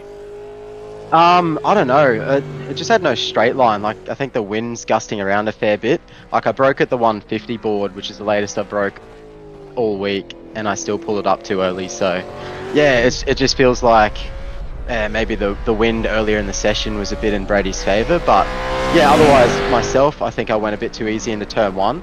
Used a lot of curb there, like, just had a lot more front than I'd expected. Felt absolutely beautiful out of the cutting and across the top. Didn't bowl a wide at McPhillamy like I did last year, and yeah, tidy down the hill. I could watch the delta just slowly ticking away at me the whole way down Conrod. So I reckon, yeah, it's a bit of straight line. Best of luck here for tomorrow, and at the moment looking like it might be on the front couple of riders. So good luck. Thank you very much. Righto, Andrew Gilliam's going to sit back and take a little bit of a break now as he settles in and watches the teammates later on in the session. In the meantime, the final of the Trans-Tasman racing cars, Joshua Anderson, known for the terminology understeer. And the front end just won't seem to grip up. In the meantime, trying to put a mean time through the first couple of sectors, and he's slow at the Sector 1 timing line, and you've got to be quick at that first sector time to be quick here today. Yeah, car looks good. He's only a fraction down for Sector 1. Just trying to see what speed he can carry across the top of the mountain. Another good-looking car with that Holden Racing Team inspired livery. Nice and close. Just seeing what he's got there. So 29.3, a little bit down. Nice shallow run in there. Sometimes that worries me sometimes, but obviously he's quite comfortable with that. Oh, we've lost him. No, thankfully. Oh, I was heart and mouth stuff there. I thought he might have been dropping out of the session there and we would have lost his lap time. Well, that's what it looks like in terms of perhaps what the sectors are going to look like in the amount of time that he's lost to Brady Myers at this point in time. Looks like he was down almost about 600ths of a second. The wind, I can tell you, just died off a fraction as he came out of the elbow. That's just luck. That's timing for when you get an opportunity to have a crack at this lap. For Joshua Anderson, the run down to the final corner. There are going to be 3 more drivers after he crosses this start-finish line. For Joshua Anderson, who'll run it out of the final corner to the line. What's the time on the board going to be?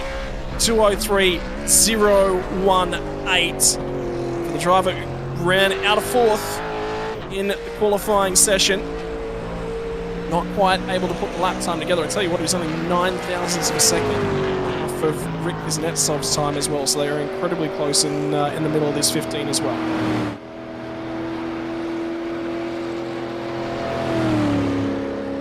And an opportunity for Sam Man to have a bit of a quick chat here with Josh Anderson.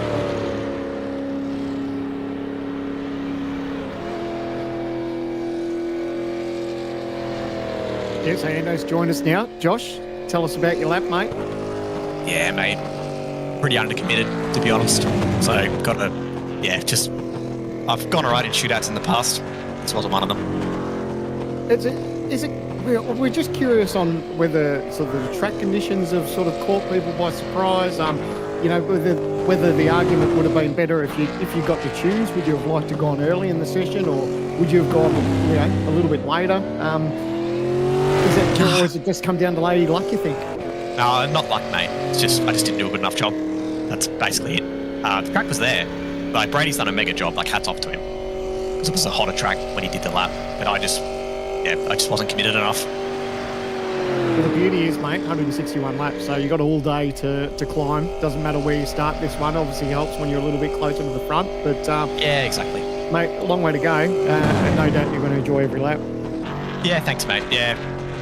Bit disappointed with myself there, but such a long race. I think the car's fast. Just sometimes you don't get the lap in. But interesting. Looking forward to going racing tomorrow.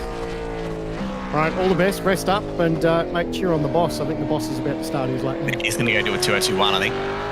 Oh, there you go. He's called it. Yeah. All right, thanks, See you, mate. Josh. We'll talk to you soon. Ya. Well, for Madison Down, driving on board with the number 1 on side of his car. At this stage, he is in with a championship shout just. It's a very, very long way back, though. He'll need a whole host of points and a bunch of guys ahead of him to have huge dramas on Bathurst Sunday tomorrow for his championship to recover for the remainder of the season. So he's going to sit here. He's going to enjoy this lap and going to enjoy this opportunity as third from the qualifying session, third last driver to take to shootout. He tipped it in and he looked like he turned in just a fraction early at the cutting because he had to unwind the wheel again. Just look at all the time's hurt him too. He's lost a big chunk of time. So a 46.7 across that first sector. So he's lost a big chunk of time. So he'll be kicking himself a little bit about that as this lap goes on. Well, yeah, he's dropped off 0.5 of a second at the moment. Madison Down, which is uncharacteristic of him, and he is throwing this car around in the middle sector to try and find some of that back. The track has cooled down just a fraction as the temperatures start to come to us. 4:45 p.m. in sim time, and he slid that car off of the elbow, trying to get to the throttle pedal, trying to find drive, trying to find lap time. Yeah, he wasn't too far off in the second sector, but unfortunately it's just a big time loss for that first sector that he needs to make up. So he's wringing its neck. It's really cool to see Madison Down in these old Tats livery colours, but unfortunately I don't think it's going to be P1 for him this afternoon. Yep, tips it in now down at the chase. That looked a little bit more accurate, like he might have carried a touch more apex speed. There might be some lap time in it in this third and final sector, but it's been scrappy to this point on the lap. He's going to be disappointed with that one. You will have no doubt. Tips it in at the final corner. That was nice and accurate. Carried some speed on the run to the line. 2:03.274.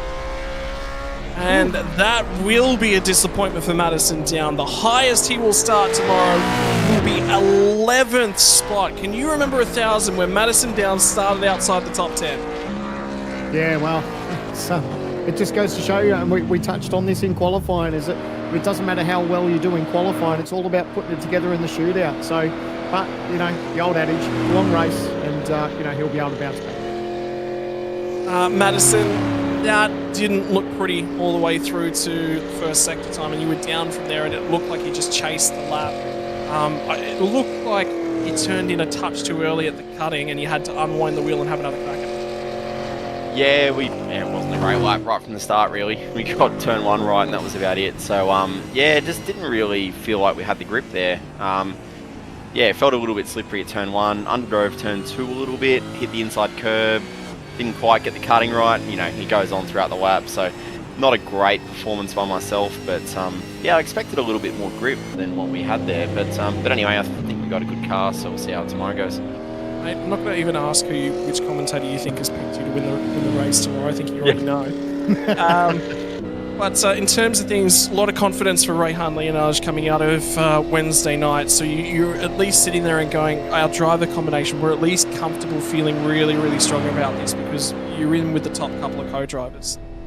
Yeah, 100%. We've got a really good combination. Rehan's done a great job in the first 2 races we've done together, and as I said, I think we've got a pretty good race car. We'll see. Obviously a lot of experience in the team as well, so we always tend to go pretty well. Mate, in terms of things, a little bit deeper, you're outside of the 10 in terms of where you're starting. Do you remember a Bathurst 1000 where you started outside of the top 10? Started outside the top 10 in quite a few, I think. So, we'll see what happens. This is going to be key to stay out of trouble at the start, but eyes forward till Sunday. Mate, best of luck tomorrow. Get down, get some rest, and go and celebrate with Rehan and focus on the race, mate. Thanks, guys. Have a good one. Well, you could just hear how unhappy he certainly was with it, but eyes are forward. He's looking at the race tomorrow, and that's the big target, isn't it? Yeah, it's interesting. We've spoken to even although Brady's top of the timesheets at the moment, even he wasn't overly impressed with his lap. But isn't it funny? Everyone's just come back going, it wasn't that great. Don't know, the grip wasn't there, or couldn't quite work out why it didn't feel quick. But it feels like the same story. But now James Scott is on screen, and he'll be seeing if he can have anything for Brady Myers. And our attention turns to that sector 1 time and see what he's got. And he'll come up on the line, and he's exactly matched to the 1,000th of a second. That is Brady Myers' time. So we have now got a pole position battle on our hands. First driver since Brady Myers set the 46.196 to dip below a 46.2. James Scott is wrestling this thing up and across the top of the mountain. It looked accurate in the first sector, and it's looking pacey here as well. Yeah, he'll be stoked. As soon as you see that first sector split come up, he'll know that he's sort of there or thereabouts now. So he's going to push on with this and know that he's actually got a real chance to knock Brady off. And I think there's going to be about 5 or so thousandths of a second in it when they get to the second intermediate. Now he's whacked the wall as he comes off and onto Conrod Straight. Now he's got to find some time. He's going to be a fraction down in terms of straight line speed. The lap time, it's still going to count as he runs down and underneath the Fuso Bridge. This could have been aborted. This could have been costly in terms of what his lap time's going to be. He'll get to the 150 marker. For James Scott, there's so little left in terms of this lap. 3 corners becomes 2. The first guy that's been able to possibly challenge Brady Myers, and could that moment on the elbow have cost him? Coming into the last corner, he's got to chase down a 202.691 out of the last corner. He's going to cross the line at 202.704, just a fraction off. But boy, oh boy, the Chargers are now starting to make their way towards Brady, with a James Scott only 0.013 of a second behind. With 1 driver left to go, your top 3 are covered by 23 thousandths of a second. Your That top 3 is awesome. Now, no doubt this will be a replay. Oh, yeah, he did. He clobbered it. Hey, how much did he miss out by pole? That may have just cost him just that tiny little bit. And James Scott's going to join us here to have a chat about that lap now. 13 thousandths of a second is sitting between you and provisional pole at this point in time, mate. If we saw the moment, there's no way we couldn't have missed that moment on the way out through the elbow. You threw everything at that lap. and there was nothing in it at the line. Yeah, no, I had to have a go. Yeah, the lap was pretty average, to be honest. There's plenty of time left out there, so I wouldn't be surprised, you know, if we saw like Jared 4.4 or something. But yeah, no, there's plenty more time out there. Mate, the sector times to the end of the second sector, just before you got down into the elbow, we were looking at thousandths of a second at that point in time. How much do you think the moment actually cost you? Yeah, fair bit. The wind seems to be a bit all over the place in the service, so it's hard to really say. But yeah, no, just average lap, but that will start somewhere near the front at the moment. Mate, towards the front, Ryan obviously had success here on Wednesday night for the 1,000. How are you feeling? Yeah, no, obviously Ryan's really fast. Car feels pretty good in race trim. So yeah, see what we end up doing. Mate, best of luck at the head down, and maybe it'll be back-to-back Bathurst victories to cap off the season. Well, one more driver left to run. We've had 14 drivers have a crack at this one and see what they can put onto the board. For Jared Filsell, he's been so quick of late. He's in with a hunt of a championship for 2024. He sits second on the table, and there should have been a Sandown 500 victory to his name. Strategy took it away from him in the dying stages of that session. A driver change that was worth 30 seconds and fuel worth less than that was the blunder that he had, and he slides it out into the fence there as they come underneath the tree. Sandman, he is pushing. Yeah, he's having a red hot go. He just got a little bit cross. Oh, he's made massive contact there as well. He is really having a go now. He knows that there's nothing left on the table. He just needs to wring its neck. So a couple of little costly moments where he's bounced off the wall. This time is still there though. So he's not going to, I don't think he's going to drop outside the 10 so far, but man, he is absolutely pushing this thing. Well, 29.250, so there was time in it that he made back up in the middle sector. He was down by 1/10 when they got to the end of the first sector. The best time all night from qualifying, 46.196 to the first sector time. Two of the drivers have said it. Filsa will make up time on both of them at the middle sector. Could we be looking at a Bathurst 1000 pole position that will be decided in less than 1/100th of a second? He'll get to the anchors down here. The final lap time for your 2024 shootout. One more corner left to go. Jared Filsell has been on form throughout the last few races. The man to beat in terms of pace. What's it look like? Murray's corner, the run to the line. You've been waiting for this moment. Pole position, who's got it? 2:02.819. Brady Myers will take pole for the 1,000. And Filsell made mistakes on that lap. I am so keen to hear what he's got to say. Wow, so that P4 start for Jared Filsell, but a massive congratulations. Brady Myers taking out pole at 2:02.691 for the 1,000. This is just one of the moments that Jared had. Look at it sideways. Makes contact with the wall. Oh, does he get away with it just there? But he made contact with us. The lap went round and, man, he was wringing its neck and left nothing on the table. And that's the thing, isn't it? He really, really had a crack. There was nothing. There were no inches left. There was a few bumps. There was a few scrapes. Jared, you've been quick this year. There's no doubt about that. The number of cars you've had to overtake at different times throughout the season, mate. We thought for sure that was going to be another pole position heading your way, but that's the mountain. It comes up, it grabs, and it bites you in just ways you're not expecting. Yeah, that was a pretty cool lap. A lot less grip than anticipated, but no, it was really good. End of the lap was quite scrappy. The elbow was quite poor. I didn't really get a good exit there, so yeah, all ifs, buts, maybes. It was yeah, a bit average from my behalf, but congrats to Brady to go from Narnia to P1. That's pretty impressive. Mate, in terms of the 1,000 tomorrow, we've obviously heard that there's a very, very late co-driver change. From Thomas's perspective, how's he gone? We've been trying to able to get the amount of required laps to make him feel comfortable this close to the 1,000.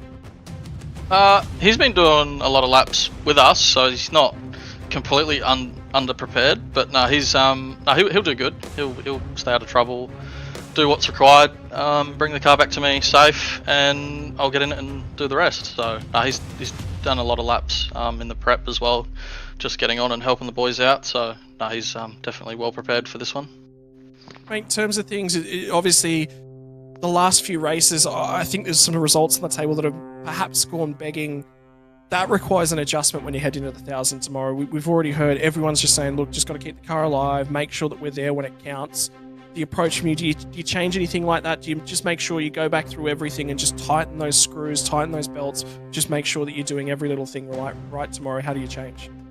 Yeah, there's a few procedural things that we've come unstuck with in both Enduros. Obviously, Interlagos hurt us a lot, as well as a few other cars. Sandown was just a bit of operator error with the driving and the strategy, so I'm sure we'll come back strong here and just take it one lap at a time here. It's such a hard race to put yourself in the right position at the end and get through unscathed through multiple ways around this race. In terms of things for tomorrow, I know Sandman's chasing just a few quotes and clips that you can stick up on the board behind you. Is there anything in particular that you're saying, this is what we've got to do to get to that line first tomorrow? A clean car would be ideal, and then obviously managing your fuel throughout the whole race is quite crucial, and just trying to stay on top of everything in terms of safety cars that might spring up at the opportune moment to get an extra few litres in, or vice versa, and not get stung with a driver swap deficit time like we did at Sandown. That really hurt us. Mate, finally, like we said, pace has been phenomenal. You're on form in terms of the driving capabilities. Best of luck here tomorrow. Get the head down and get a full night's rest. I think that's a big key. Thank you. And finally, we are going to get an opportunity to chat to the man who's going to be starting from pole position. We talked to him at the end of the lap 13 drivers ago. Brady, you weren't feeling confident, but that lap just kept looking better and better and better. Yeah, when I spoke to you earlier, I was fairly despondent. I didn't really think that time would actually hold up to everything. And then as people were going, I was getting still there. And then when first one was Gilliam, I kind of thought, God, Gilliam's got us. Then James didn't get. Well, he came close, but yeah. And then I don't know. it just happened. You're pinching yourself, aren't you? Yeah, first Bathurst pole, so I'm and to do it in that sort of way, I'm kind of shocked actually, just to come from nowhere, basically.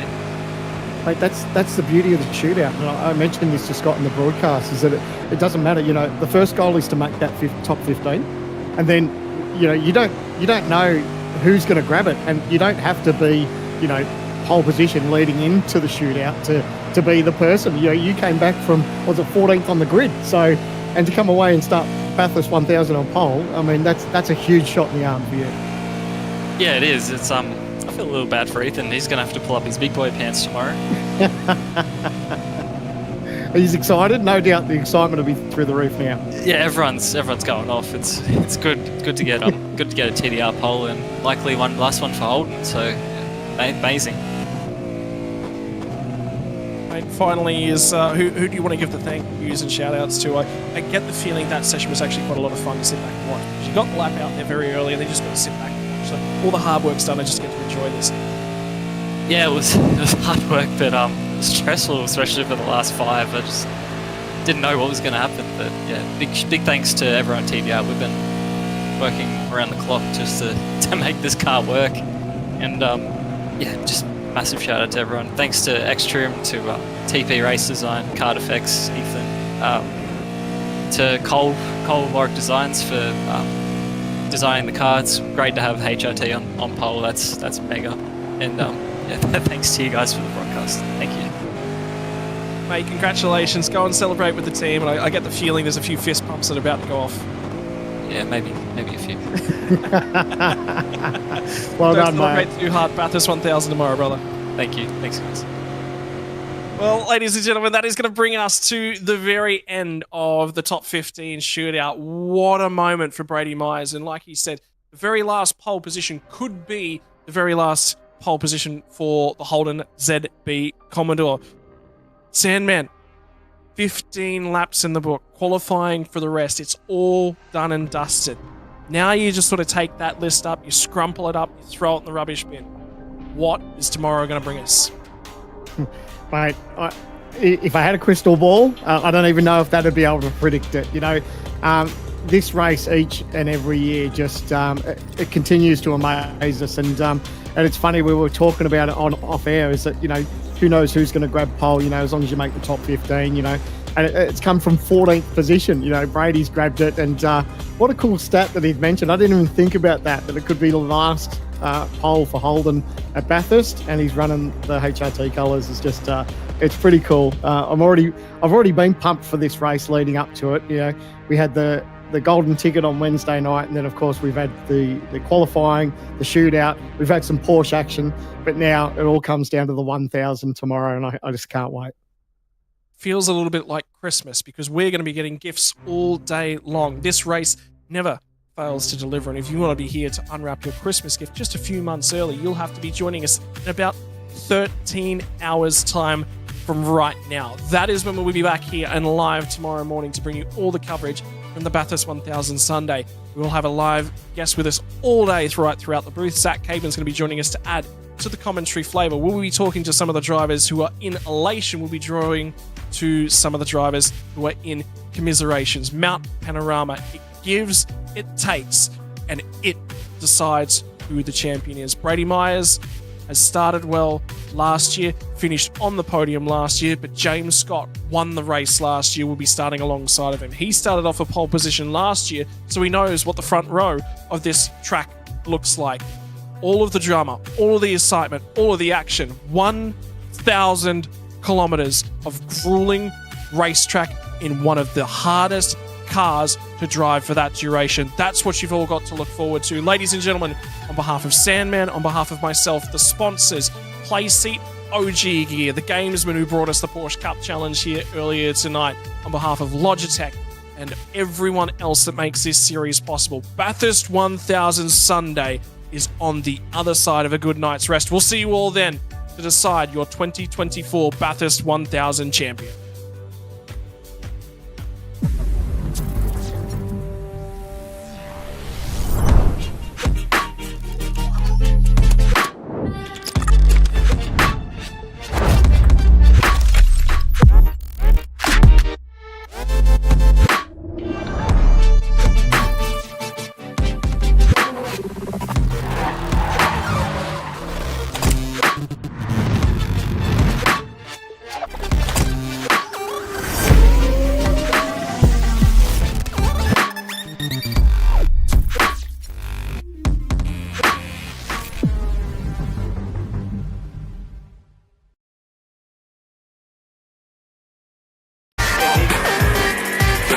Hi, I'm Brendan Leach, driver of the number 7 Audi R8 or MPC Audi Custom Racing. First impressions of OG Gear on the sim, fantastic. It feels really nice in your hands and doesn't gather up under your fingers. The sock, very breathable for me. I get sweaty feet when I'm on the simulator. I know that's not the nicest thing to say. It has just the right amount of grip because your feet do just naturally move around on the pedals a little bit, and I like the way that they give you that freedom but also give you that stability that you need.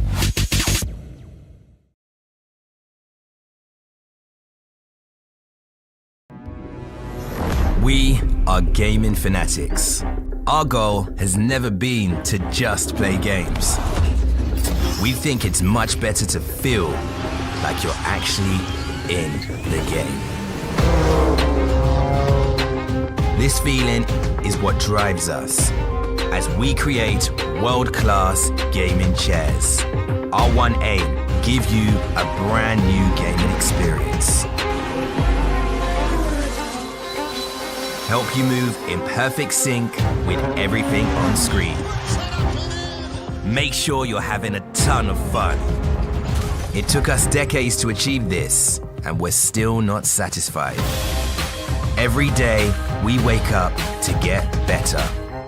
We'll never stop designing the very best to help you be your best. When it's all said and done, our job's only done if you're in full flow and focused on your victory. May you win, and win big.